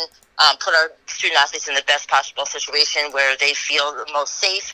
They feel like they're in the right hands. They are. We're not skipping any steps with them, and I think that's important. That we're using that fundraising money to make sure that we stay safe, and our team stays positive and happy and the way it needs to be. Yeah, that coming from Jen Carleton here on Wake Up Call with Dan Tortora inside the Cafe Cubal Studios. 2 final notes here, Jen. First, when you get this season coming up, 2021, 2022. What have you told these young women? What's the relationship like recruiting-wise? How has recruiting been going? How has, working with the current team been going? And what can you say about 2021 to 2022? And for those who don't know, is everybody given a free year in NCAA Division III like they are in D1? Just kind of set us up for what's coming. Yep, they get their year back, which is great. Unfortunately, a lot of our girls are, going to set to graduate either this year or next year, so they're not going to take advantage of that year because they're getting ready to move on to to their real world, to their their next chapter. But recruiting has been definitely interesting. We have a couple offers still on the table that we're hoping they take advantage of soon. And then for next year, we know that it's going to be a different process than it was, obviously, but hopefully it gets back to normal as best as it possibly can. And we are excited about getting back on the court together. Without a doubt, I'm excited to finish this season off with a senior day, whether it be at a restaurant or just decorating the gym, just making sure that our seniors go off the right way this year and that they get the proper recognition for what they've done over their time here at Marywood. So we're just really focusing day to day, one day at a time. Obviously, recruiting is so important. Now that we can have them on campus, we're going to try to get them on campus as best as we possibly can. Really looking forward to 22 class now that they're not going to be as behind as 2021s are. But I think that we're setting the tone. The girls are really excited. They're focused. They're doing great in the classroom. They're positive, like I said, and we're just taking it one day at a time. And we are ready for next year, though, definitely. Yeah, and a lot of excitement coming up. Leadership-wise, who do you have coming back that you really feel like can lead the charge out of this pandemic and get people excited about Marywood women's basketball again? I think our point guard, Jade Raj, I think that she's going to be great. Even though we didn't physically play games this year, I've seen her grow as a leader this year, whether it's just, gathering the troops that are on campus or, sending out text messages or, even being a good liaison between myself and the team if something wasn't going right and just saying, hey, coach, this seems a little off. Can we talk about it? And I think that those things, when there's no games involved, show exactly the kind of leader that someone can be. And I'm really excited to watch her continue her career and continue to be great both on and off the court. That coming from Jen Carleton. Jen, as always, I flipped the script on myself at the end of our conversation for Rapid Fire. I will sit on this hot seat for 3 questions, a trio from you. You can ask me anything in the world. It's been a little bit since we talked. Obviously, a pandemic has been going on in this past year, so you are free to ask me whatever you want, and going ready. All right. First one, I kind of already know the answer, but how do we think about Syracuse, San Diego State? I think that every team is a challenge. Syracuse is, I agree with Quincy Guerrier. I spoke with him after their loss to Virginia and at the last second, shot 72-69 in the ACC tournament quarters. And when Quincy and I spoke, I asked him if they were playing their best basketball right now, and he said yes. In the last 4 games, he believes so. That was a win at home over North Carolina, at home over Clemson, at the ACC tournament over NC State, and a last-second loss to Virginia. Syracuse is one of those teams that gets going in the tournament a lot. They get going in the postseason. This team has taken some time, like other teams around the country, to get acclimated and get comfortable together. I think Quincy's inside presence is getting better. Marek needs to shoot more, but he has been a Swiss Army knife for Syracuse for a long time. I think, Buddy Boeheim is extremely effective, already over 1,000 points in just 3 seasons that he has already. We know Joe Girard can get hot at times, and Alan Griffin as well. Kadari Richmond does a fantastic job of the wherewithal of getting in the lane and attacking as well as defensively. I think Jesse Edwards being a part of the team and being a true center helps Marek play in position instead of out of position where he spent most of his career. So I think this team is gelling at the right time. There's some good things happening. My guy Robert Braswell's hitting his threes. So I think San Diego State needs to understand they're going to get everything they can take from Syracuse.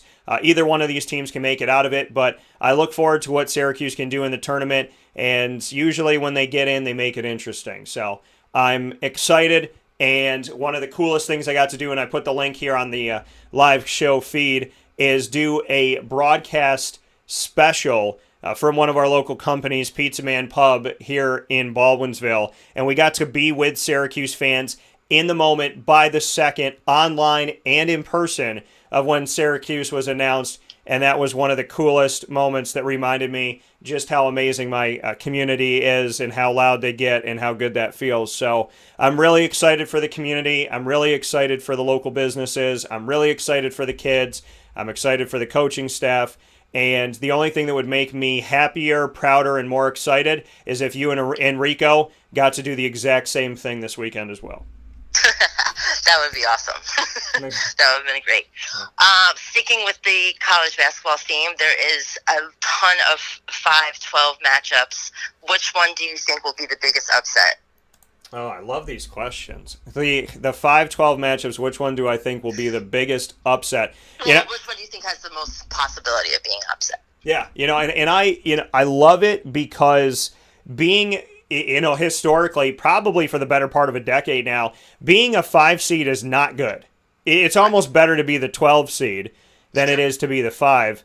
So I'm looking at them right now. On my screen, we have Creighton, UC Santa Barbara. Creighton Creighton got blown out by Georgetown in the Big East Championship. They seemingly always make the tournament, and they seemingly always find a way to lose in just a bad fashion. Winthrop and Villanova is another one, and then we have Colorado, Georgetown, and we have Tennessee, Oregon State.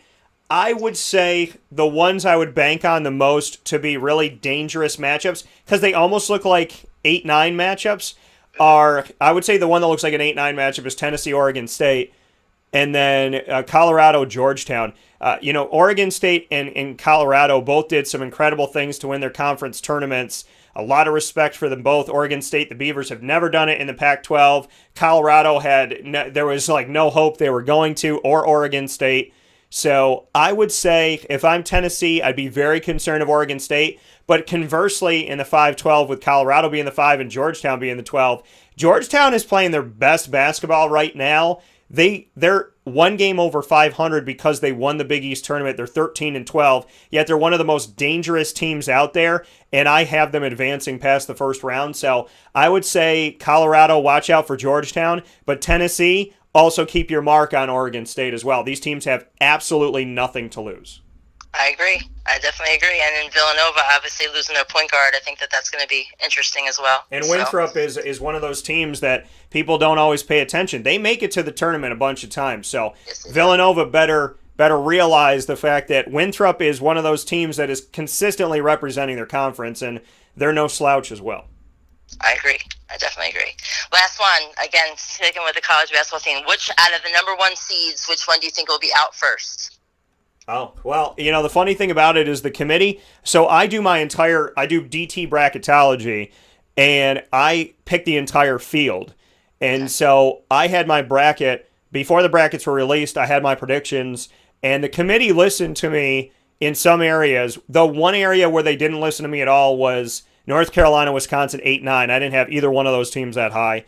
But with a lot of the things, especially 1 through 4, they did. And it's funny that they released, and I just put it on my Twitter. I'm going to put it on the rest of my social media, but those listening and watching, you can check it out on Twitter at CallDT, is that the NCAA released 1 through 68, the actual ranking of the teams. 1 through 68, Syracuse is 41, which is right on par with their NET ranking, which was 40. So looking at this, I had my number one seeds were Gonzaga, Baylor, Illinois, Michigan, in that order, 1 through 4.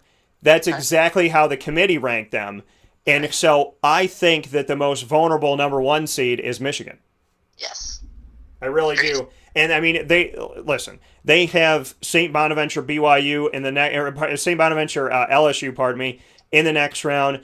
Georgetown and Florida State can get to a point in this bracket as well. Michigan State and UCLA have a play-in game, and either one of those teams is going to give a fit to BYU. Texas is in this bracket. UConn and Maryland are in the bracket. Alabama's at the bottom in this bracket.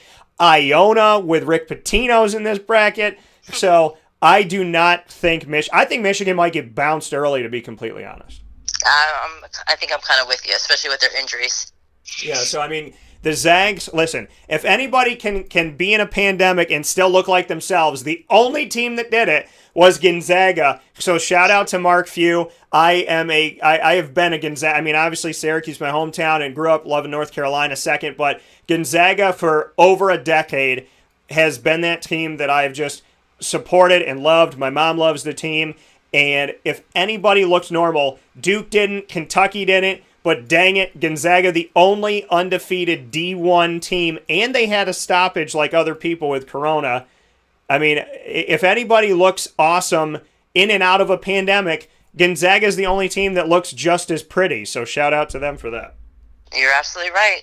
So with that, should be a fun March. And what we need to get you to do is you need to fill out a bracket in my challenge, because I want to know what you're thinking too. Okay, that sounds good. With that being said, Jen Carleton here with us, Marywood University Pacers women's basketball head coach. Marywood Giving Day is March 24th. The links will be up, and we'll see if we can't do some cool things with Wake Up Call as well to help out the women's program. Jen, as always, I appreciate you. Thank you for navigating through this time and staying positive. And, with everything I got, per always, I hope nothing but the best for you, for the family, and for the team and Marywood University, and I look forward to talking with you soon. Thank you so much for having me. I appreciate it. All right, I'll talk to you soon. Bye. Take care. That coming from Jen Carleton once again here on Wake Up Call with Dan Tortora, which means that we got to spin over to Marywood's men's basketball program, which we'll do with my man Rico Suave. Enrico Mastroianni joins us right after this.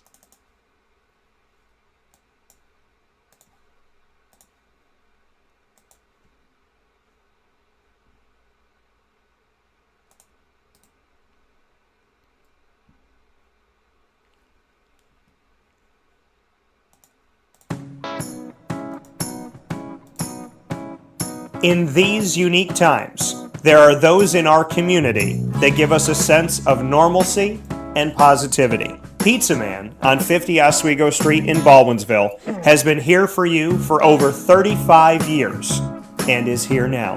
Call 315-638-1234 or order online at pizzamanbville.com to bring those familiar tastes into your home. And remember to come see our monthly on-site broadcasts centered around the community and our Baldwinsville beats.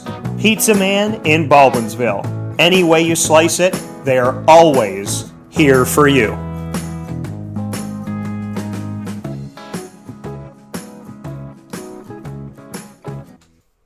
I'm George Townsend of Honda City with some good advice when buying a new car. The true cost of owning a new car is determined by the appraised value when you trade it. No vehicle appraises higher than a Honda. Next, look for low APRs and deep discounts. You also want low maintenance costs and great fuel economy. That's why my advice to you is to buy a new Honda. Looking pre-owned, visit our Honda Certified Used Car Center. Honda City, 7140 Henry Clay Boulevard, Liverpool, or HondaCity-CNY.com. It would be a pity if you don't shop at Honda City. This is Jimmer Sikowski, owner-operator of Chick-fil-A Cicero, 7916 Brewerton Road in Cicero, right in front of the Home Depot. I had a deep feeling that God wanted me to do something bigger with my life and to help people, help others. I kept putting Chick-fil-A in my life, and I realized as I was going through the franchise selection process that positively impacting the lives of others was really core to what we do here at Chick-fil-A. First of all, it starts with the food. The food is brought in fresh daily. We bring in local produce. We prepare to order in the kitchen. We hand butter chicken. We hand spin our milkshakes. It's great food. It doesn't taste like fast food. I think the second thing is the way people feel when they come in a Chick-fil-A restaurant. It's different. We try to treat people with intentional kindness here, which is very different and deeper than good customer service. And so I think it feels remarkable for most people to come in a Chick-fil-A restaurant. And then lastly, the impact that we try to have in the community is very different. It's a big part of the expectation of every operator of a Chick-fil-A restaurant is that they're actively engaged in their community, they're a leader in the community, and they're making a difference. When they realize that what we're striving to do is to shine a little light in their life, that's a very, very different experience than you will have in any other quick service restaurant. And it's that remarkable experience that I think people will emotionally connect with.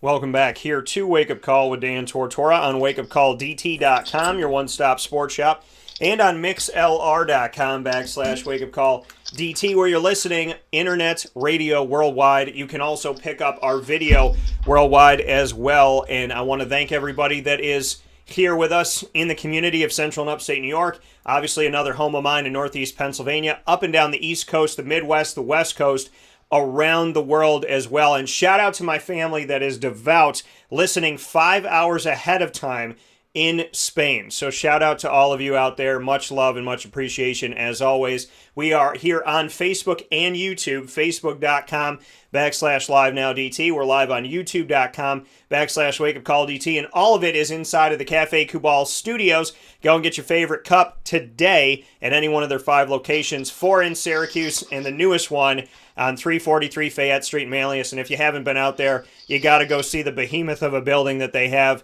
and go relax and have a nice time here while the sun is out shining in Central and Upstate New York. So, with that being said, the second half of my Alma Mater Monday here inside of MonPazPopcorn.com's What's Poppin' is with Enrico Mastroianni, the Marywood University Pacers men's basketball head coach. And you know when Rico's on the show that we're always going to have a good time. So there's something about how we click and how we are. We're brothers from another mother, but if you go back far enough in Italy, we're related somewhere. So the Mastroiannis and the Tortoras at some point had some type of intermingling conversation and things worked out. So I think Enrico and I are brothers. We're not privy to the tree yet. We're going to have to do like 23andMe or Ancestry.com. But with that being said, let's bring him in. Enrico, how we doing? I'm great, Dan. Always an interesting introduction. I look forward to talking with you as always. So, Enrico, this past year of a pandemic has been anything. Yeah, it's been interesting. It has been many things to many people. What has this year taught you? I guess perspective.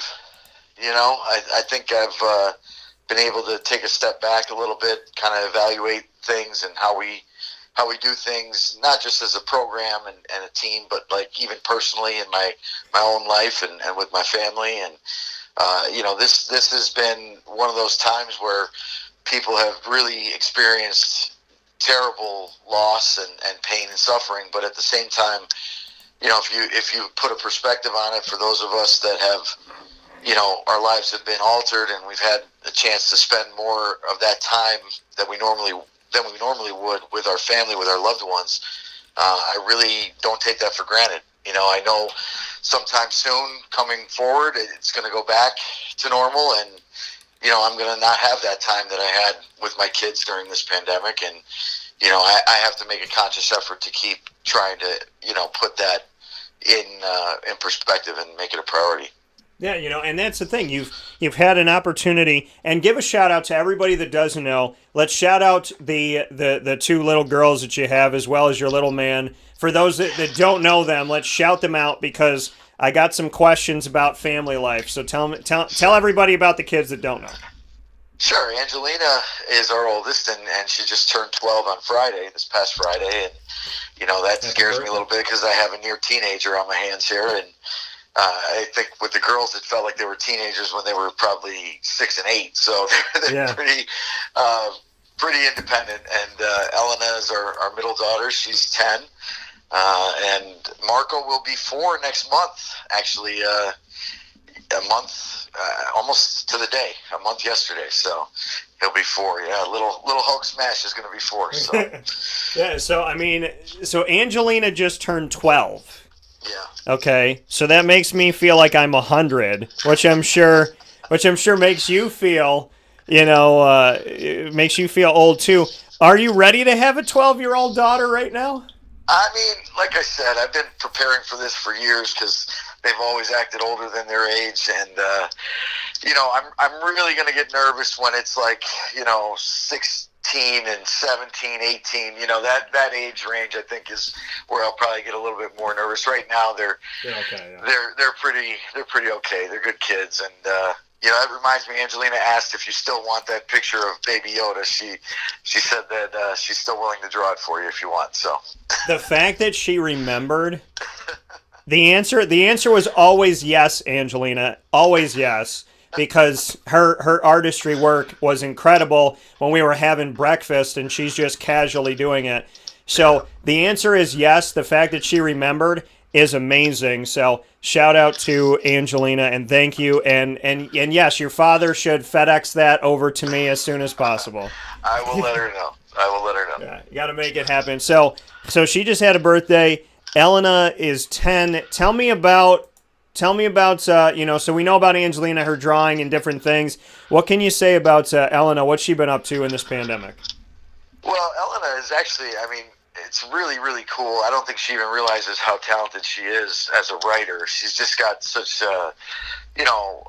unbelievable vision in writing and just her storytelling and her descriptions. For a 10-year-old, some of the things that she writes, and when we read it back, it's just amazing.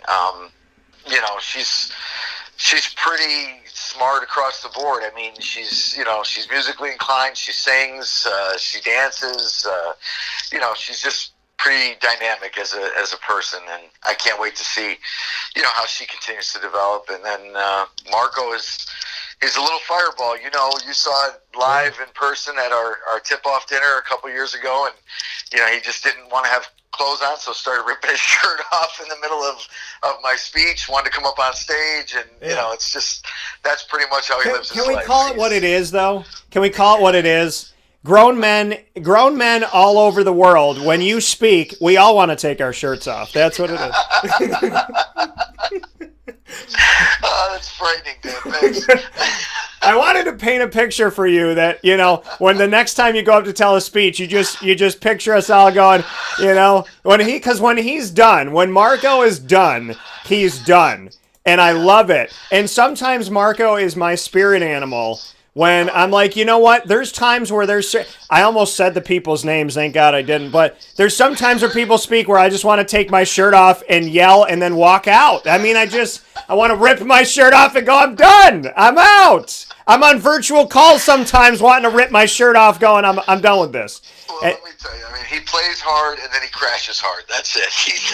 He's both extremes. There's not really much in between. There's not much calm time, unless he's around my mother, and then she has a calming influence on him. He spends good quality time with her. But at our house and when he's with me, especially, I'm the only other guy in the house. So, we're inclined to wrestle from time to time. So it's a lot of fun. Yeah, and I definitely can appreciate, he plays hard, he wins hard, he sleeps hard. It's good. You have an artist, you have a writer, and you have a Hulk.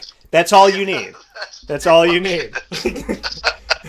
That is all you need. My man Marco doing his thing. So, and he eats like in Avengers Endgame when Hulk is eating off that plate with all that food. That's how Marco had breakfast that day when we had breakfast. So, he really is.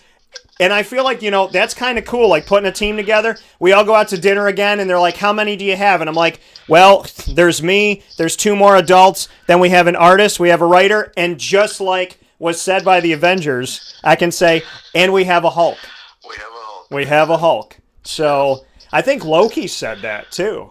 Yeah. So, Loki actually said they have a Hulk. So, this pandemic has been interesting. You are normally relegated to your basement when you speak to me from home because you're the man of the house. And when you're relegated to your basement, what has life been like being at home? Because you're at home a lot more through this pandemic. So you got the kids running around. When they're not going to school, they're there. Jamie's doing her thing. So bring me into what life... Oh, Jamie just messaged me. Nice. So what... I'll have to read it if it's appropriate. What did she say? She said... She said, I'm in a participating call this whole hour. And so she said, and I took myself off of Facebook for Lent. So... Okay, so she's not on Facebook, so you can say whatever you want about Jamie today. She's not going to hear it. So, there you go. But All right. What has life been like with Enrico in the house with an artist, a writer, and a Hulk? It's been interesting. Things have kind of normalized recently. We came back to work pretty regularly now, and we actually started up practice again last week. So we're I'm back in the mode of being out of the house a little bit more, often now. And the girls started back on Monday full time, 5 days a week at school, which is great. We hope that they stay safe and everything is okay there. But the teachers have all been vaccinated, and they're, going back to business as usual, which they really were looking forward to. Marco has been going to daycare, every day. And last week it was shut down from a COVID scare, but he's back there today. And so, we're moving right along, and finally Jamie has some peace in the house where she can actually do her job, because she works from home regularly. So that's, a little bit easier for her to do without us there, obviously. But yeah, with the kids, with all the activity, and, then one has violin lessons and the other one is doing, something else with the phone, and Marco wants to watch Endgame, and it's like, we're just kind of crazy all the time. So it's nice to get back to normal. Yeah, and like you said, you're back in practice, you're back doing your thing. What is going on with Marywood University Pacers men's basketball? Because as I talk with Jen about with D3, it's all over the place. Some teams played, some teams didn't, some teams trying to get something in, practice in, a game in. What's going on with Marywood men's basketball? So we were kind of, like Jen said, we were not sure what was going to happen. I think we were holding out hope. All of us were, that the conference was going to do some type of a tournament or have some type of an outcome to get a conference champion. And, when that didn't happen, I think a lot of the guys, our guys lost a lot of that, motivation, but like determination to let's get this in. Let's get these games in. And so we were kind of back and forth on whether or not we were going to do anything, and we got hit with so much snow, and the spring sports were going to have, and they are going to have, a championship season. So, they had priority, and we wanted to make sure that they got their practice times in. And so we, gym time was already limited as it was, so we kind of put everything on hold for a couple weeks, and we said, you know what, let's just wait it out. Let's see what happens, and then sometime, early March, we'll reevaluate. And so we did, and ultimately the seniors that are going to graduate, they're not coming back. They've moved on. So we took this opportunity as a chance for the young guys to get better, and we're working them out, and we're trying to do at least a couple weeks of practice, regular practice, and then get at least one game in. We do have one game scheduled. So we're hoping that we can at least get that game in, maybe two, just depending on, how well we get through all this. So it's a little late, obviously. We would normally be done with our season at this point, or close to the end of it. And a great year would be, hopefully going on to NCAA tournament. But, at this point right now, it's just having the opportunity to get out there on the court, having an opportunity to compete, having an opportunity to get better, and really set the tone for the guys that are coming back next year on what we want our program to look like. I think it's a very valuable time for us.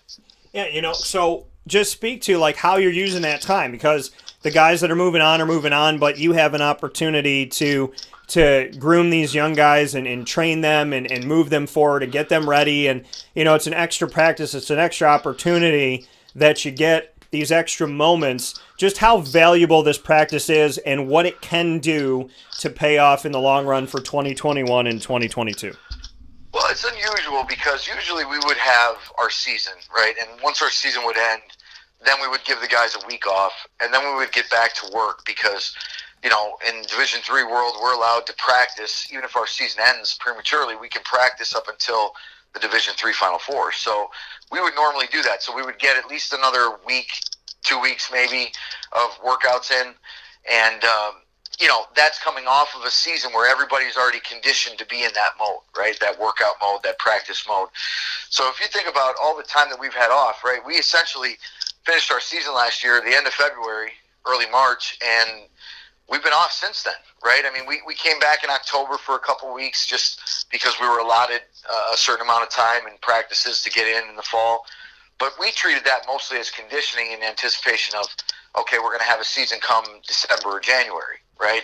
And so we were trying to get preseason conditioning in at that point, and that didn't really work out. Everything got postponed again, canceled, and so now it's almost like we had to do conditioning again at the start to get them going again, but it's a much more truncated time. We don't have that whole length of season that the guys are conditioned to do this. So it's valuable. We're getting the work in, but we're still catching up on some of that conditioning and making sure that the guys are in the right place to really get the most out of this. Yeah, and that's the thing. I mean, for you, it's got to be awesome to have this opportunity to get out there and, to do something. You've been itching, chomping at the bit. I know we've been talking through the pandemic of just getting anything in. What can the team gain from your perspective? How can you gain from this perspective to get just something that looks like basketball? Well, I'll tell you, it's really helped me. And, like you mentioned, I've been wanting to get back out on the court. I think, there's some kind of a energy that comes out of it, right? You get on the court and you put that whistle around your neck again, and you start talking and coaching, and you get back to the roots of why we do what we do, right, as coaches. This is what we love to do. We love to mentor and guide and educate these players and help them grow on the court, but also off the court. And I think what I was missing the most from this time was that off-the-court interaction, because with the social distancing that we had to exercise, we couldn't be face-to-face, and we weren't able to impact them in a way in the fall that we currently are now, where we're seeing them on a more regular basis. For the guys, I think the value is, really, like I said, just getting the tone set, the culture that we want to build on that we've already established, but with a lot of our veteran guys moving on, it's a young team now, and it's a team that needs to reinvent itself in some way. So we want to make sure that these guys emerge as leaders within their program and emerge as guys that we know we can count on, and they need to be counted on because, quite honestly, moving forward, they're the guys. That's it. So. Yeah, and for the guys that are coming back, what can you tell the people listening in about, what Marywood men's basketball looks like for 2021, 2022? Well, I mean, we have some guys who have played significant minutes. Anthony DeGori will be a senior next year. He has 2 years of eligibility left since the NCAA gave us this year back, but, it's not likely. A lot of these guys, and that's really the challenge at Division III level, is unless they have a specified 5-year program, these guys were on track to graduate, and they intend to do that because financially they need to start, earning money and paying off that debt. So Anthony DeGori is a guy that we wish we could have 2 more years with, but unfortunately I think we'll only get 1 more, and we want to make sure we make the most of that. He started for us last year, and he's a guy that we're going to be counting on to really take the reins in terms of scoring and, making sure that, we stick together as a leader. He's been doing his part so far. Jason Holman, again, same situation. Jason is a local guy from Riverside High School. Anthony, I should mention, was from Honesdale High School, which is not far away. Jason is a big guy that we, have relied on quite heavily since he was a freshman. He played significant minutes, and now again next year going into his senior year, he's going to be counted on to produce for us. And he's a pretty dynamic player in terms of inside-out skill. Jason's battled some injuries, and that's been holding him back a little bit, but hopefully he'll be healthy going forward. And, it's a good collection of guys, honestly. Like, they're just great kids, great people, and they really bond together well, which has been great for me as a coach. It's a blessing. Yeah, and to have that connection, and these guys that, like you said, you want to have more time with, but everybody's offered a free year. But I mean, you talk about, like, getting out of college, going into the professional world, paying off your college debt and whatnot. Is there any hope that you can take advantage of the free year, and that maybe some of these guys will stick around, or maybe some of the guys coming in will? I mean, how do you view the dynamic of it all? It's tricky, and we've had a couple guys approach us about whether they can do the 5th year or not. One guy who's a freshman on our roster right now, Trevor Seitz, from York, Pennsylvania. He actually is a guy that has looked into the 5-year program. He's an education major and may do that 5th year and get a special ed certification as well. So that's definitely something that we are encouraging with some guys. But I feel it's challenging for me, Dan, because I feel guilty almost asking them to come to school for a 5th year if that's not the program that they intended to study, right? Because the financial effect of that on their family is immense, and it's not something that I feel like I should influence in some way, right? So if they want to come back, they all know that they're welcome to do it. It's just a matter of whether or not it fits with them academically and with their personal and financial goals. Yeah, and I think that's something that you got to try and figure out. In NCAA D1, D2, D3, they've all looked at this past year as a free year, but it's all been treated differently. As a coach in D3, when you see the D1 tournament, I told people, as far as I was like, there's no way the NCAA is going to let 2 tournaments go by. That's way too much money. So there's no way. But to see how they were like, D1, we got to do this. There's, we're going to pull out all the stops. You got to make it happen. But then D2 and D3, figure it out. That's kind of what it felt like. You guys were in this wasteland, like I talked to Jen about. How do you deal with that juxtaposition of the NCAA being so D1 oriented as they've always been, and then in this pandemic to say we got to do everything to make sure D1 runs, but D2 and D3, figure it out by conference, figure it out by team, do what you want to do. Yeah, I mean, we're not ignorant to it. We understand the money involved at the Division I level. It's hard to overlook. But from our perspective, and I would argue that for those that haven't seen Division III basketball, they don't understand maybe that it's just as competitive. I mean, maybe not as athletic and big on a scale of promotion, but these guys that are on our roster were all the best player on their team, and so everybody coming in has that competitive gene. They have that competitive spirit. They want to win. They want to compete. They want to, put that jersey on and represent their university with pride. And not having an opportunity to do that at our level, in this case, has been a challenge. But at the same time, we understand it. I mean, and our guys are not hurt by it. I think they missed the opportunity to play a season. They missed the opportunity to play for a conference championship. But they understand the magnitude of March Madness, and it's, nature of the beast, unfortunately. Yeah, so, I mean, when you see that as a college coach and you're watching NCAA Division I selection Sunday, everything's going on, tournaments happening, but then you guys haven't gotten to play a game, how does that fuel you? How does that drive you? I know, we're glass half full guys, so how do you take the negative, turn it into a positive to say, yeah, we're not playing right now, but, look at what we can do and look at what we can become and look at how we can evolve? Yeah, it goes back to control what you can control, right? And this is a situation where, we're blessed to have an opportunity to just get out there again. I think if you would have asked me probably back in August, this past year, I probably would have told you I didn't think that the outlook was good, that we were going to have a season at all. As we started getting closer to December, and we were working out in the gym, you get that spark of hope, right? You start doing conditioning, you're with the guys again, all of a sudden there's a little spark that's lit, and you say, okay, well, maybe this is going to happen. We're out here right now. So come January, we're going to play a conference schedule. Even if we only play conference games, at least it's something. Let's do it. And then when that was taken away, it was kind of like, again, the air out of the balloon, and all the guys are a little bit dejected, like, well, it's great that they tell us we could play, but play for what kind of thing. And so you always have to paint a picture. And again, it goes back to that perspective that we talked about, right? You got to put the right perspective on it, that this is about us getting better, having an opportunity to improve every day. Why take time off when we could take advantage, right? So we're doing it, and we're grateful for it. And I think that now, since we've started it, the guys have really embraced it. Their energy at practice is great. Their effort has been off the charts. We may not have, as much talent as we will next fall. We're obviously recruiting, and we're trying to bring in some help. But, the guys that are here right now, they're here, they're all in, and they're ready to work. And it's been a pleasure to be out there with them.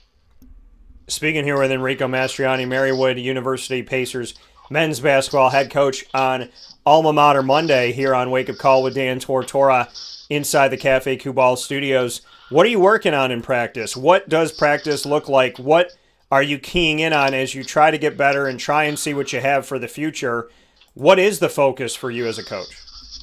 Well, it's a lot of conditioning still. I think we, naturally in our practices, especially in early October, we're always working conditioning into our drills. So we're doing skill development, a lot of skill development, but it's also, incorporating conditioning into it. So there's not a lot of standing around. The guys are always moving. And then, we still breed competition. I mean, we, at one point we only had 8 active players. We're down to 7 right now, a guy, with an injury. So with 7, it's hard, right? At least with 8, you could do some 4-on-4 stuff. So you have to get a little bit creative with the numbers. And we've worked on some defensive concepts, some offensive motion, concepts, but really it's, without the whole 5-on-5, it's a challenge. And so we've focused most of our effort on skill development, do's and do nots, just really trying to emphasize the main keys of our defense and our offense, and just making sure that the guys understand how to play basketball. That's the hardest thing. When you start putting in information, it's a little information overload, and all of a sudden the guys become rigid and robotic, and you just got to kind of remind them, look, we're here to play basketball, have fun out there, we want to be loose, let's not just go through the motions. And for you in playing the game and enjoying the game, what can you say about, with everything that you've known growing up, playing it, coaching it, being around it, falling in love with it, what has been the greatest satisfaction and the greatest thing for you being back in the mix of things and being back blowing a whistle again? I just think if you're doing this at any level, but especially at ours, your love and your passion for what you do, it just comes out. There's no way to contain it. And, I'm 100% Italian. You alluded to it already. I already have that passion gene in me. And it's like, when I get out there and lace up the sneakers and put the whistle on and see the guys stretching, it's like, this kind of joy comes over you. It's like, I just can't wait to get to work. And so what I try to do the best way I can, as much as possible, is to permeate that message through the group. Give that passion to them and let them find their own way. And the things that I've learned in basketball, and I think everybody that's played or been around it, would say, is the game is forgiving.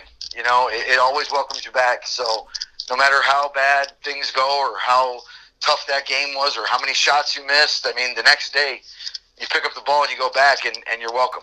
You can come back again. So you get a chance to improve your game every day, even by yourself. It's obviously great to bring teammates along with you, but there's really no excuse for not improving because, you're always going to be welcome there. Yeah, like you said, the game is forgiving. It teaches you so much about life. What have you learned, Enrico, about your life? We talked about your kids and being in the house and Jamie, working from home, and that's what she does, and then you having to work from home for a time as well and navigate through this and see the student athletes go through everything. And, I mean, you've seen so much in a year.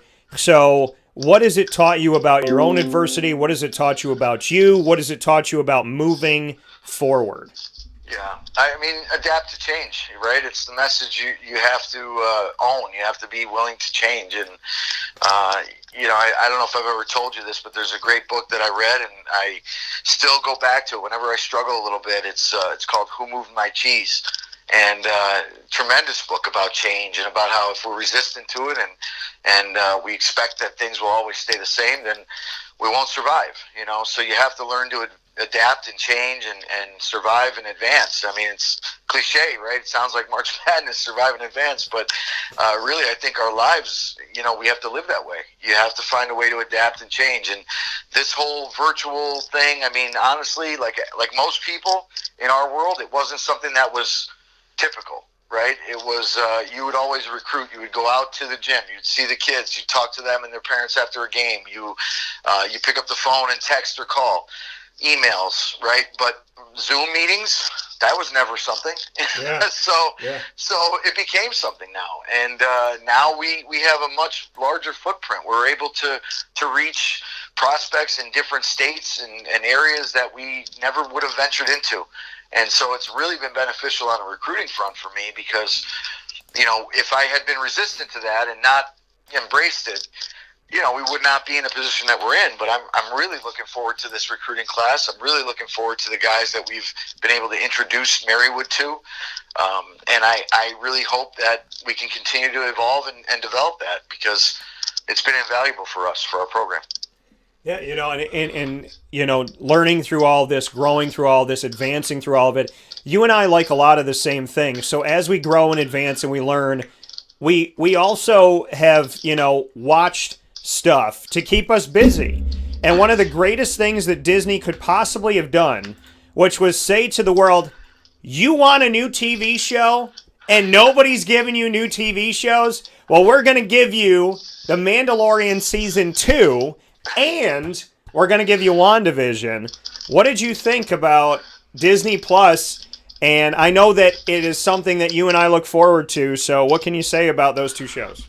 Yeah, big one coming up this Friday too, right? Falcon and Winter Soldier. Yeah, finally get to see my guy, Anthony Mackie, awesome actor. Finally get to see my dude get to be at some point, Captain America. So, and I do that when I run now because she's important to me. So whenever I'm jogging and I go by someone, I always go, on your left. So I'm happy my guy, Anthony Mackie, gets to do his thing now. Well, what's really cool about the whole thing and the streaming platform, obviously we had Netflix for a while and all that, but when Disney Plus was announced, it was like, how could you not subscribe, right? All the kids, my kids, all they want to do is watch some of those shows. And so it was like, well, yeah, now we have everything at our disposal. So when they started to do the live streaming of the new shows, Mandalorian you mentioned, that one, it was harder for the kids to get into. And I try to find time to watch that on my own. It's not as much captivating them as WandaVision did, but WandaVision, we got to watch it as a family, which was great. It was like a Friday night TV night with the family, and so it was almost like we got back to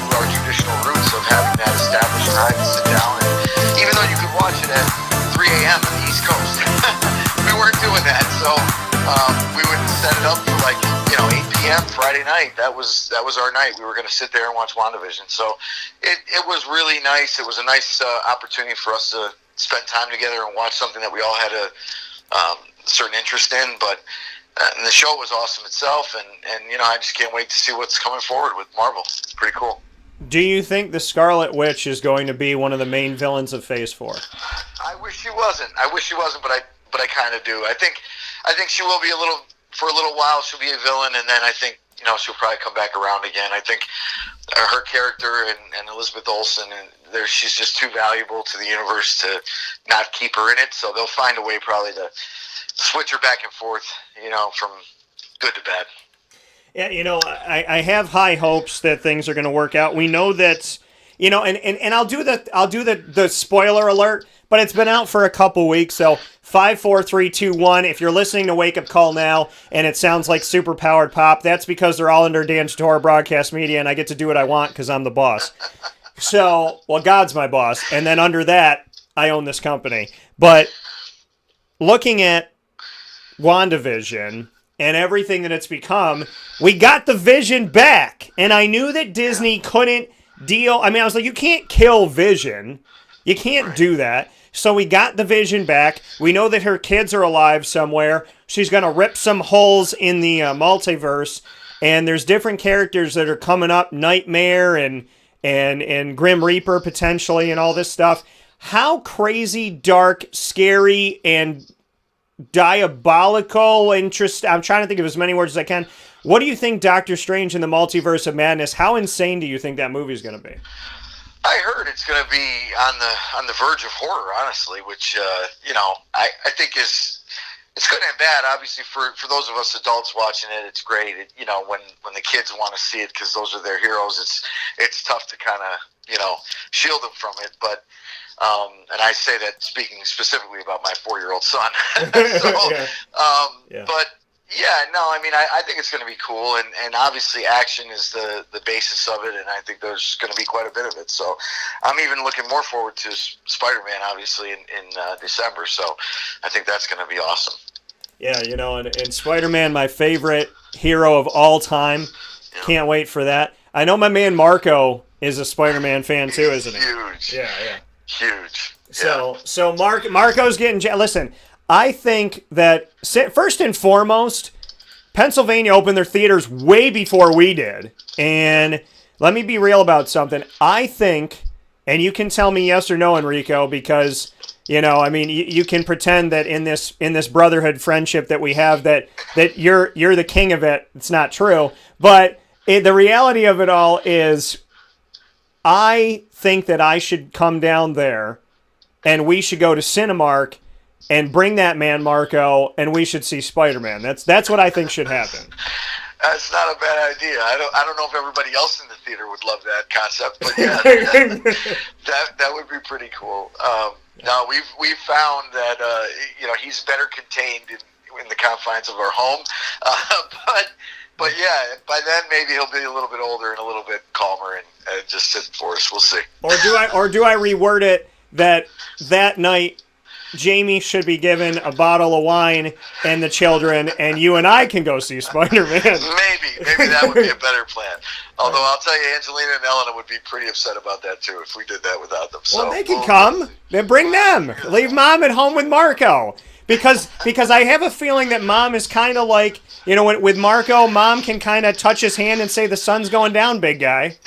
Yeah, right. Exactly. Probably better than you can, because you turn into the Hulk too. I've seen you out there with some of those refs, so I know you're real.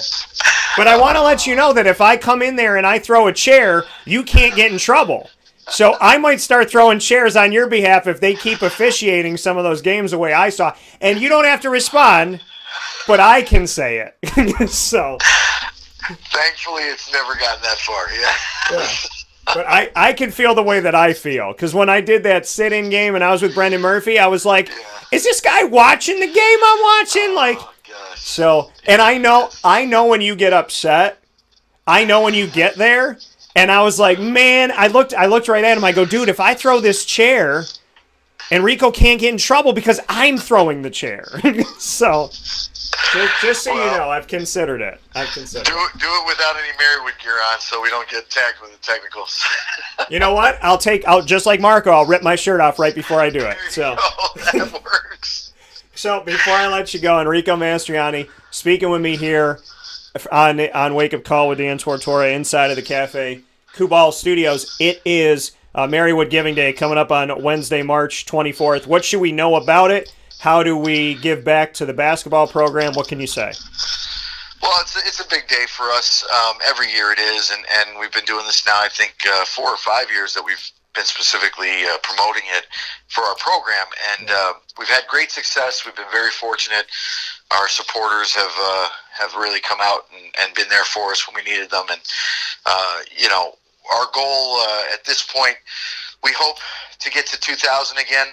It's a number that we've been able to hit the mark on pretty regularly. Last year with the pandemic, we didn't really push it as hard. It was one of those things that just kind of naturally, organically took place, and we still ended up doing well. And that's just, again, a testament to the fans and support that we have. But there's many ways to contribute. I know that this year they're actually doing a text to Marywood number, so you can text all caps Marywood 25 to 71777, and that's a way to donate. There's also the online portion, which Dan, I shared the link with you. I don't want to read it. It's pretty extensive, but maybe you could post it for your followers. That would be helpful. And then we'll see. I think you and I talked about maybe doing some kind of a live chat, live interview thing, and maybe incorporate some alumni, some current players. We really want to get this one back on track, and hopefully, people will continue to be generous and help us. We're definitely in the market for a new shooting gun. I know that's way overdue. We've been talking about that, but we're also planning a tournament, this year in Florida. So we're hoping to, help support that trip, and obviously, like usual, our gear and equipment that we need to get through a regular year, basketballs, shoes, etc. So anything is helpful, and we tell everybody any donation amount doesn't matter. Even if it's $1, it's $1 we didn't have before. We appreciate it, and we're grateful for it for sure. Yeah, so Marywood Giving Day, this coming up Wednesday on March 24th. We're going to do some things with Wake Up Call. We're going to make it fun and interesting for the Alma Mater. We're going to have a great time with it. Enrico, why give to, I talked to Jen about this too, people have a misconception about sometimes where the money goes and what you do and whatnot. NCAA Division III, it's so important at every level to give to these kids, and at D3, it's different than D1, obviously, and so having these fundraising days are really, really, really important. Just to speak to what it does for Division III and how vital it is to keep programs like this rocking and rolling. Yeah, it's essential. I mean, we don't survive without help. We need help, and not just survive, but we need to grow. We need to expand. I mean, we've been very fortunate. Over the last 3 years, we've built a perennial playoff contender every year here, and 3 years in a row that we've tasted that playoff atmosphere, and we want to continue to do that. And it's hard to really focus on the wins and losses and the recruiting aspect when you have to worry about where to invest your time elsewhere. And so, the fundraising component is huge for Division III sports in general, and for us, we appreciate this one day because we can accomplish so much more than we could week after week going out and asking for help. So it's a one-day shot, and it really can make a lasting impact. And all the funds, as long as they're tagged to men's basketball, they come right directly to our program. I get a notification of deposit, how much is in there. You're allowed to donate anonymously, which would mean that we would not know who the donor was, which is great. We don't need to recognize you if you don't want to be, but certainly if you do, we would love to send our thanks and appreciate you for doing that to help us grow. And sustained success in men's basketball is what we're aiming for. It's what we've been aiming for since I arrived, and we're there now. We want to keep there, and we want to keep excelling. Yeah, and said perfectly. I mean, you want to grow, you want to expand, and you need the community to help you do that. And there's so much beauty that comes from that, and so many good things that can come out of what you're working to do, Enrico, and just what you can say about the vision and why this program is special, why men's basketball at Marywood is special, why it's important to you, because I think it's important for people to know that as well. Yeah, I think, for most people that know me, know my story, I grew up here in Scranton, PA. Obviously, I was born in Cleveland. We'll have a chance to talk about the Browns maybe. Yeah. But I grew up here in Scranton, PA, and, I've found so much value in this community and the life that I've been able to live and even now build for our family. My kids are growing up the same way. My wife is from the area, so when I started out as an assistant coach at Misericordia, rival school, years ago, I was there for 4 years as an assistant before I could move on to become a head coach. And, had Marywood been open sooner, I would have been here sooner, and so it was one of those jobs that I always said, look, when that opens up, that's a great place. It's a great spot. I love the facilities, love the people, love the mission. It was what I was about, and it was perfect. And it didn't work out that it was available to me until I came back for it then after being in New Jersey for several years. So to me, it's a destiny situation. I mean, I'm here because this is where I wanted to be. This is where my family is. Our roots are here, and we're proud to be here. We're proud to see this program win, which, in your years, Dan, was inconsistent, and it's something that I want to make sure the people that support Marywood and support Marywood basketball don't ever have to experience that again, that they can experience success from now on moving forward.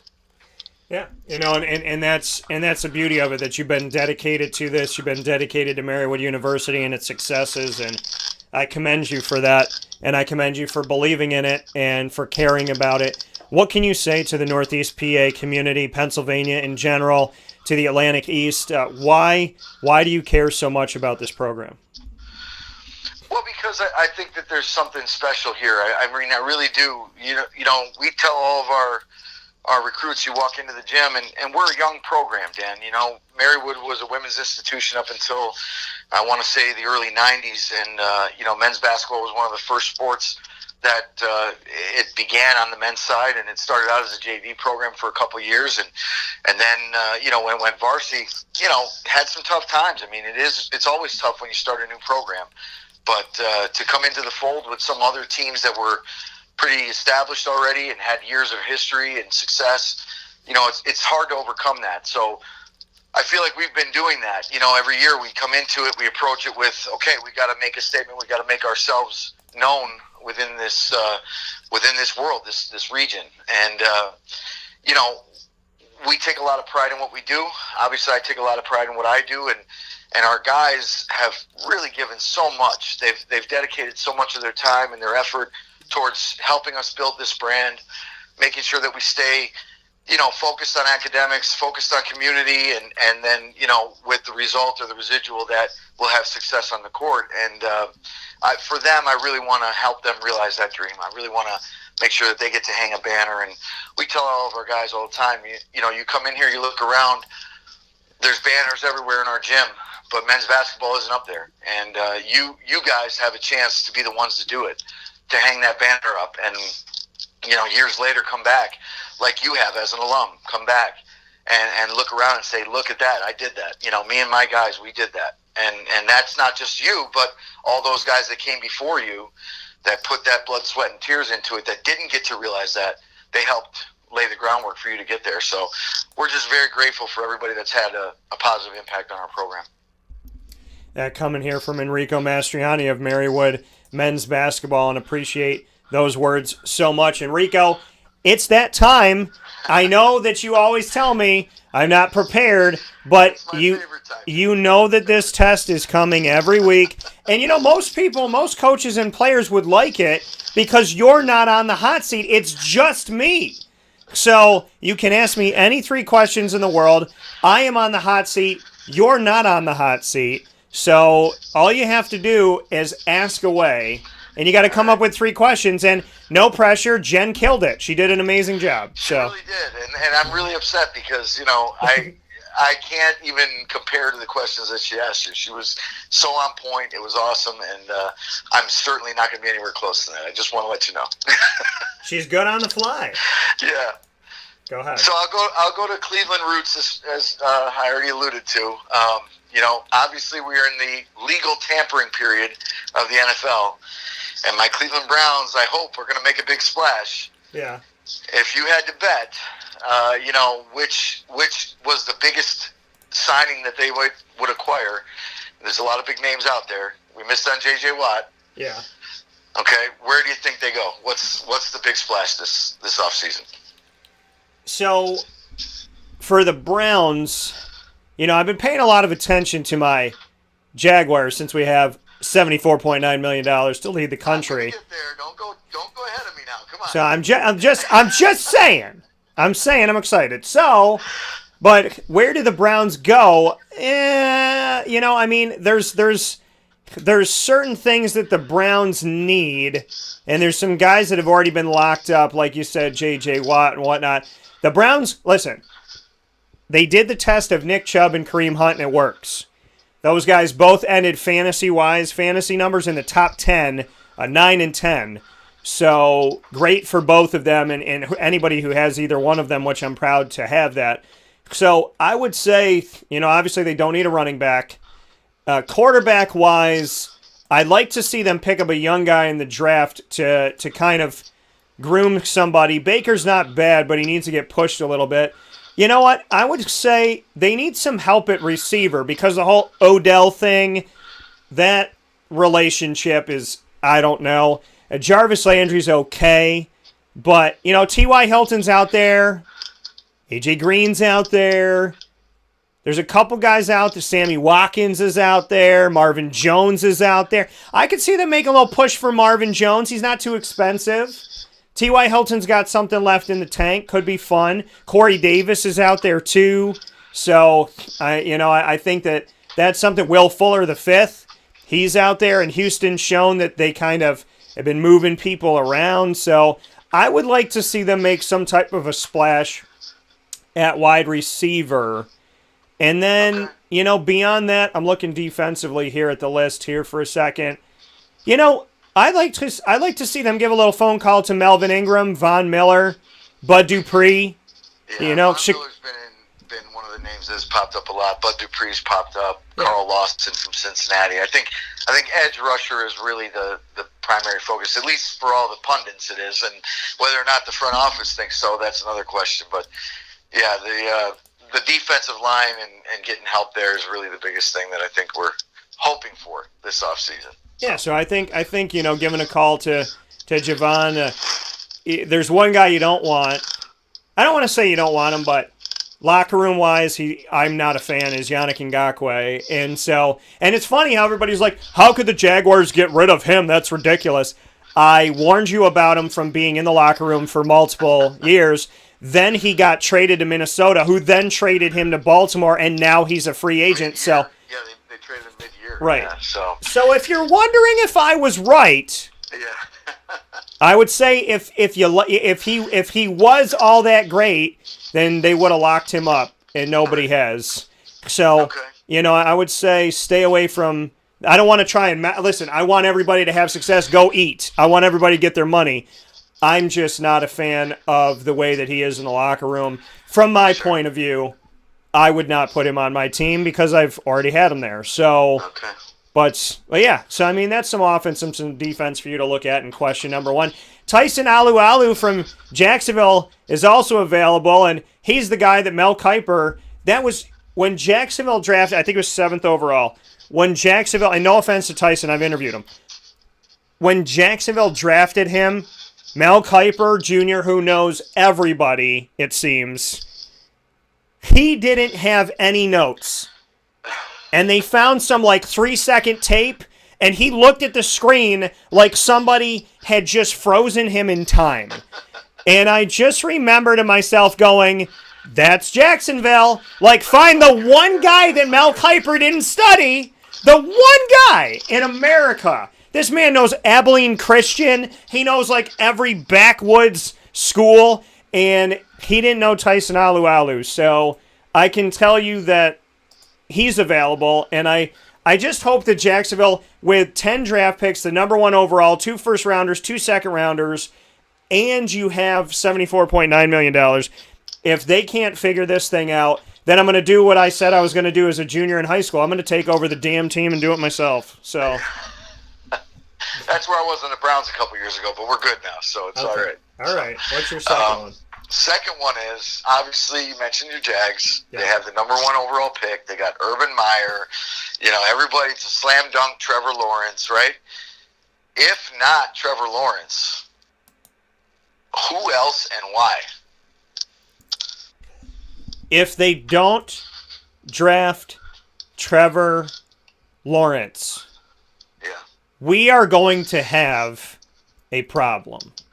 And it's like, I am not one to picket and torch, that bring the torches and the rakes out and all that stuff. But if you don't draft Trevor Lawrence, like, listen, what makes me nervous about Jacksonville is they've had time. They've had time to think. Now, if Doug Marrone was the head coach, I would be horrified that we're going to draft some, I don't know, random lineman from, I don't even know. Like from Zimbabwe or Antarctica or something like that. So, Doug is not the head coach, so I'm less nervous about not drafting Trevor Lawrence. But I think at this point, it's got to be Trevor. If it's not Trevor, I know people said Justin Fields, and I understand, but there's other quarterbacks out there that have some good capabilities, and I get that, but I think it's got to be Trevor Lawrence.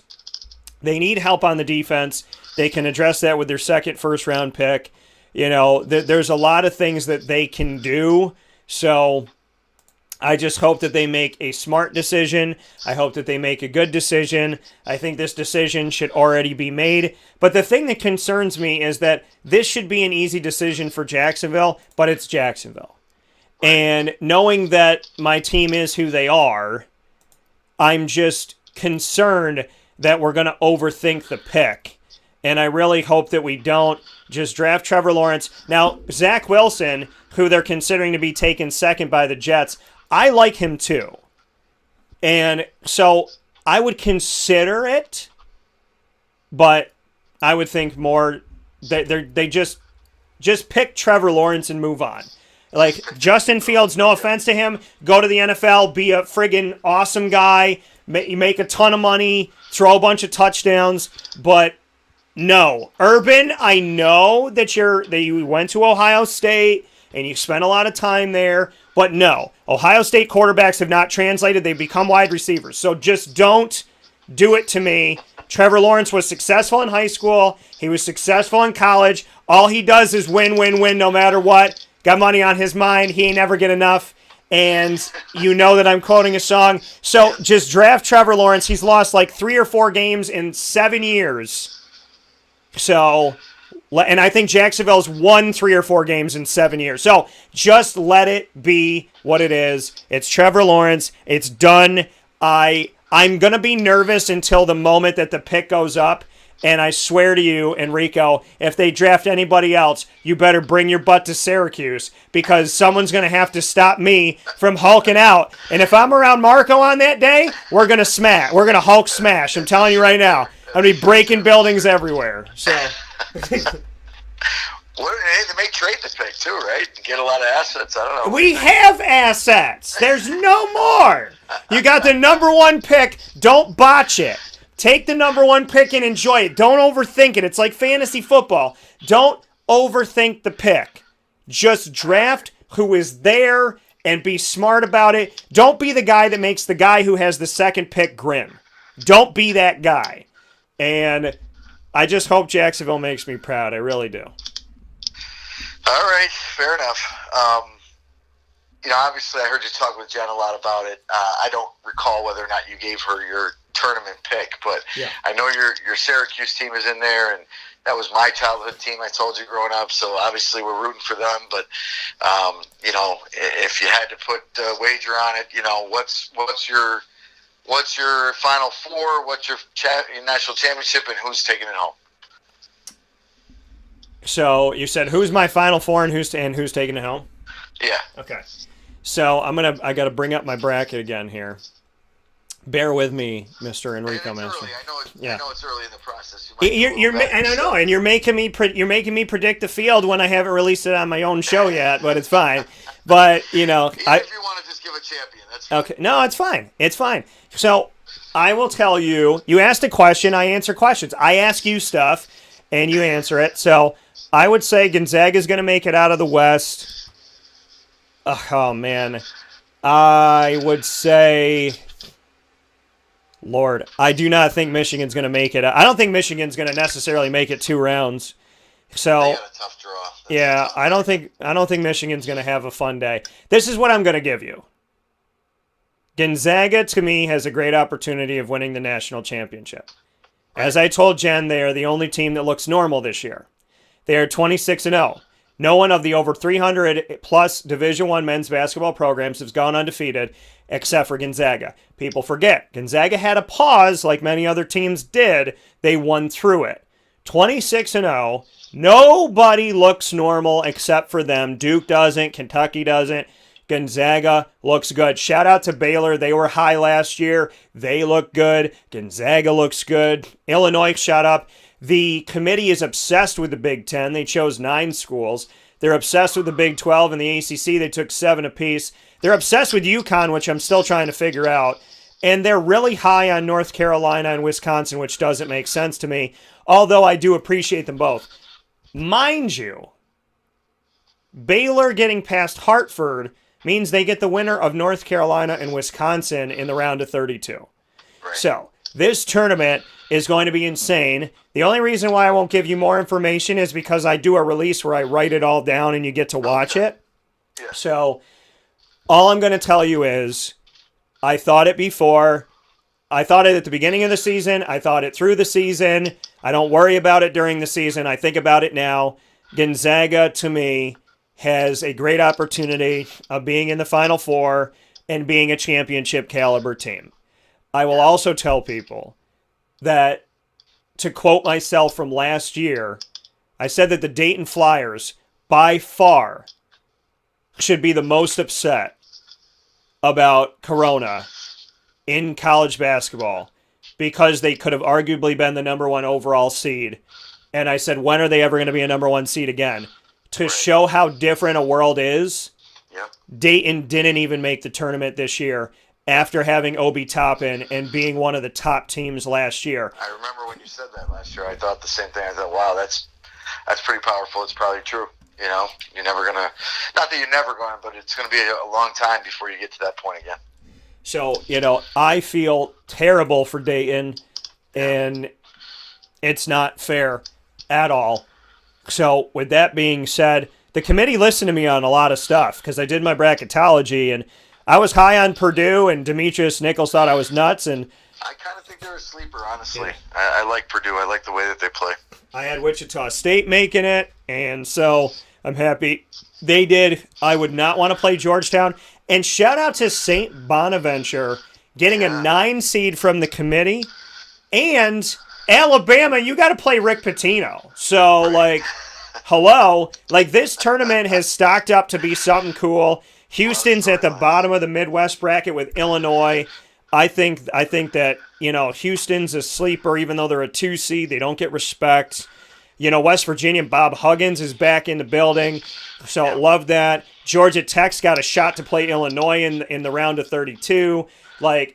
There's so much going on in this bracket that it's going to be bananas. I think there's a bunch of 4 seeds that can go far. So, I am so ecstatic. And like I told Jen, I got to get you to put your bracket up against mine. I want to see how smart Enrico is. We did that last year. I think I did all right.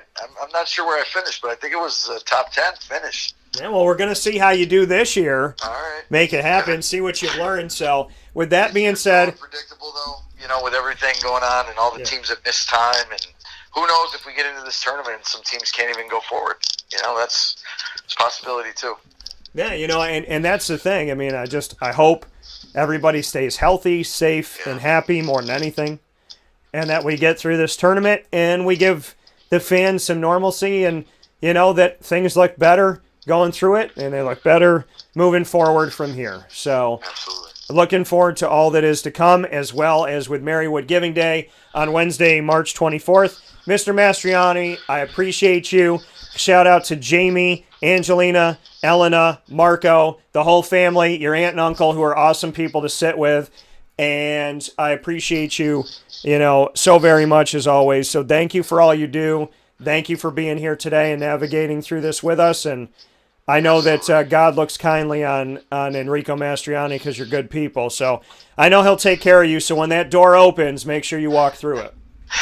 Thanks, Dan. Thank you for everything and your support as always. And we're just, grateful to have you in our corner and such a highly decorated alum. Proud of you and hope that we can get together again soon.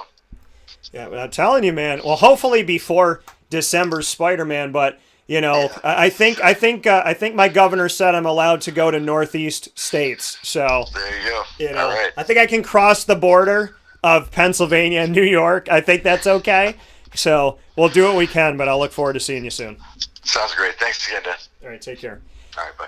That coming from Enrico Mastroianni here on Wake Up Call with Dan Tortora. We'll take our final step aside at today's broadcast, and when we spin back around, we'll get everything ready for you in the rest of the week here on Wake Up Call with Dan Tortora, where sports meets that thing called life.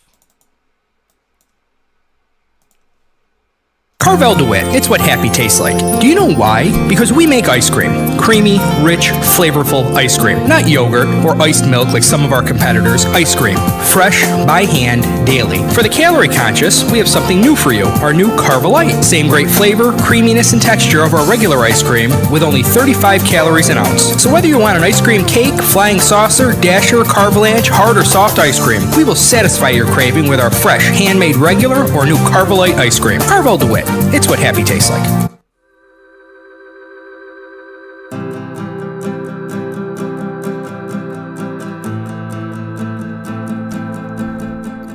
Cafe Cabal offers same-day local delivery of our products, offering no delivery charge for Onondaga County. Shop cafecabal.com for fresh roasted coffee beans, cold brew, travel mugs, and all your essential Cafe Cabal needs. Cafe Cabal, coffee for the soul.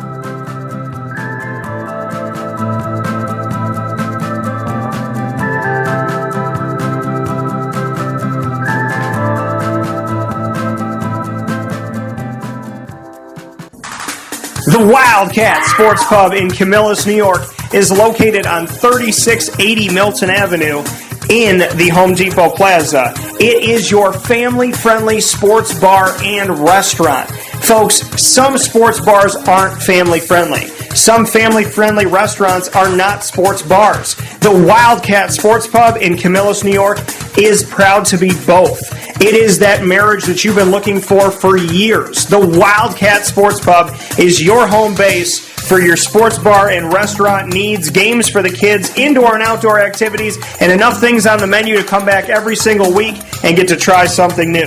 They're open Sundays from noon to 8 p.m., Monday through Wednesday, 11 a.m. to 11 p.m., and Thursday through Saturday from 11 a.m. to midnight. For reservations and party information, call 315-487-2222 for the Wildcat family-friendly sports pub and restaurant.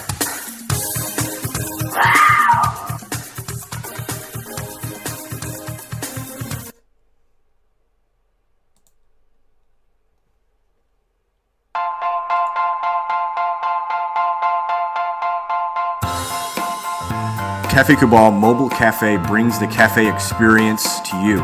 We'll roll out to your neighborhood or office, ready to serve our locally crafted espresso bar to our loyal patrons. Inquire at cafecabal.com.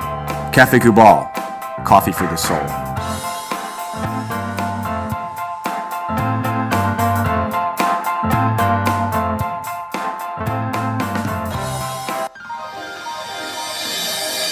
Ma and Pa's Kettle Corn and Popcorn Factory, located on 201 7th North Street in Liverpool, is home to over 40 flavors with more than 200 flavors in their total wheelhouse. Sky's the limit for this sweet and savory Central New York company. Keep it local at your parties, fundraisers, wedding showers, baby showers, and more by calling 315-450-MA-PA. That's 315-450-6272 for popcorn bars with custom flavors and colors at your upcoming event. Make sure to visit them on 201 7th North Street in Liverpool, New York. And for more information, go to maandpazsnacks.com. Ma and Pa's Kettle Corn and Popcorn Factory.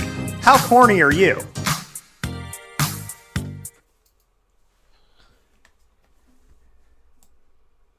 The Millhouse Market, located on 3790 New York 13 in Pulaski, New York, is worth the drive every time. Make sure you make your way out there Tuesday through Sunday. They are closed on Mondays. On Tuesday through Saturday, open 7 a.m. to 8 p.m., Sunday 7 a.m. to 3 p.m. And I went out there again and got that brunch and had my amazing breakfast pizza choice at the wonderful Millhouse Market. That being, it's a special that they have. It's not there all the time. It's pear, brie cheese, as well as bacon and maple syrup. Oh my God, it's so good. It's so amazing. So the Millhouse Market, nothing like it. Their creations are absolutely incredible, from their homemade breads and desserts to their salads, quinoa bowls, rice bowls, brick oven pizzas like that breakfast pizza that I love so much. And they have breakfast pizza all the time, all different styles, all different flavors, sweet and savory. You can go out and get those Tuesday through Sunday. And of course, their sandwiches named after the families that helped to settle today's Pulaski, because they're ingrained in our community and they're ingrained in our taste buds. The Millhouse Market. Download the app today with contactless pay and the entire menu there for you. All you have to do is download the app on the Apple app or Google Play Store. Once you have it, you can look everything up, have it all at your fingertips, contactless pay. You can tip on the app and then go and grab your food and be on your way at the Millhouse Market. Their general store is open throughout the week as well, with local products from local companies. And on the weekends, they have the restaurant. So make your way out to the Millhouse Market, 3790 New York 13 in Pulaski, New York.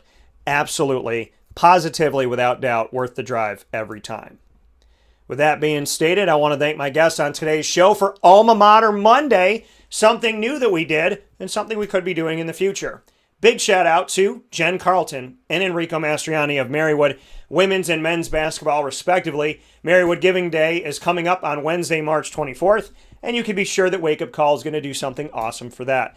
Inside of MonPazPopcorn.com is what's poppin'. Thank you to Jen, and thank you to Enrico. Appreciate you both.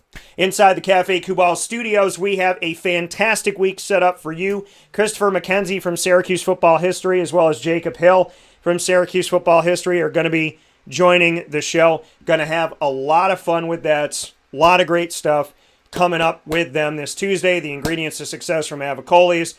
Like I said, the annoying moment of the week from Carvel DeWitt on Friday. Lead with Juanita Ward, brought to you by Chick-fil-A Cicero on Friday. Top Dog of the Week by Canine Camp Dog Daycare and Canine Campground Dog Boarding on Friday.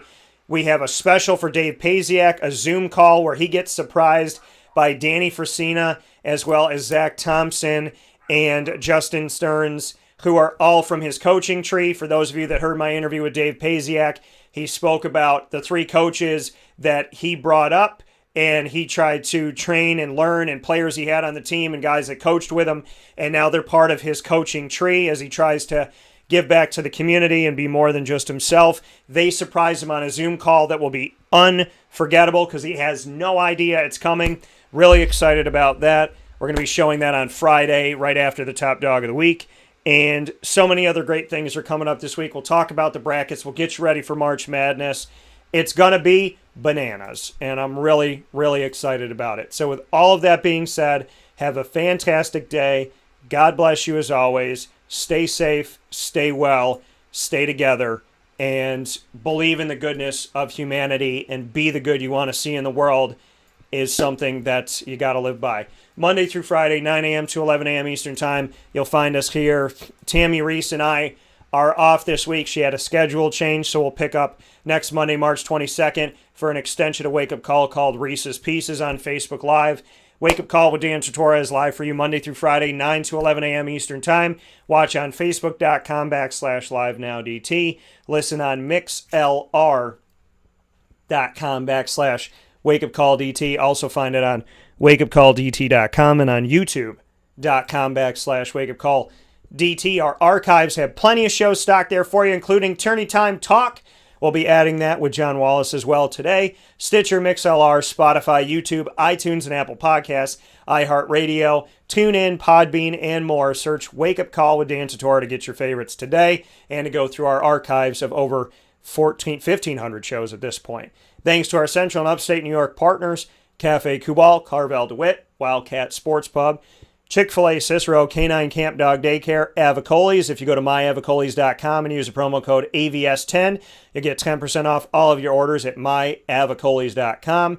Honda City of Liverpool, Pizza Man, Canine Campground Dog Boarding, the Millhouse Market, and Ma and Pa's Kettle Corn and Popcorn Factory. Go to maandpa'spopcorn.com and use promo code DT20 for 20% off all of your orders online for in-store pickup as well as delivery. So, enjoy your day. Happy Monday. Cuse is in the house. They done made the tournament. And we're all excited here in Central and Upstate New York. God bless to you all. No stress to you all. And do your best, you all. I'll talk with you soon. Be well. Be good. I am Dan Tortora. This is Wake Up Call. And we'll talk to you very, very soon.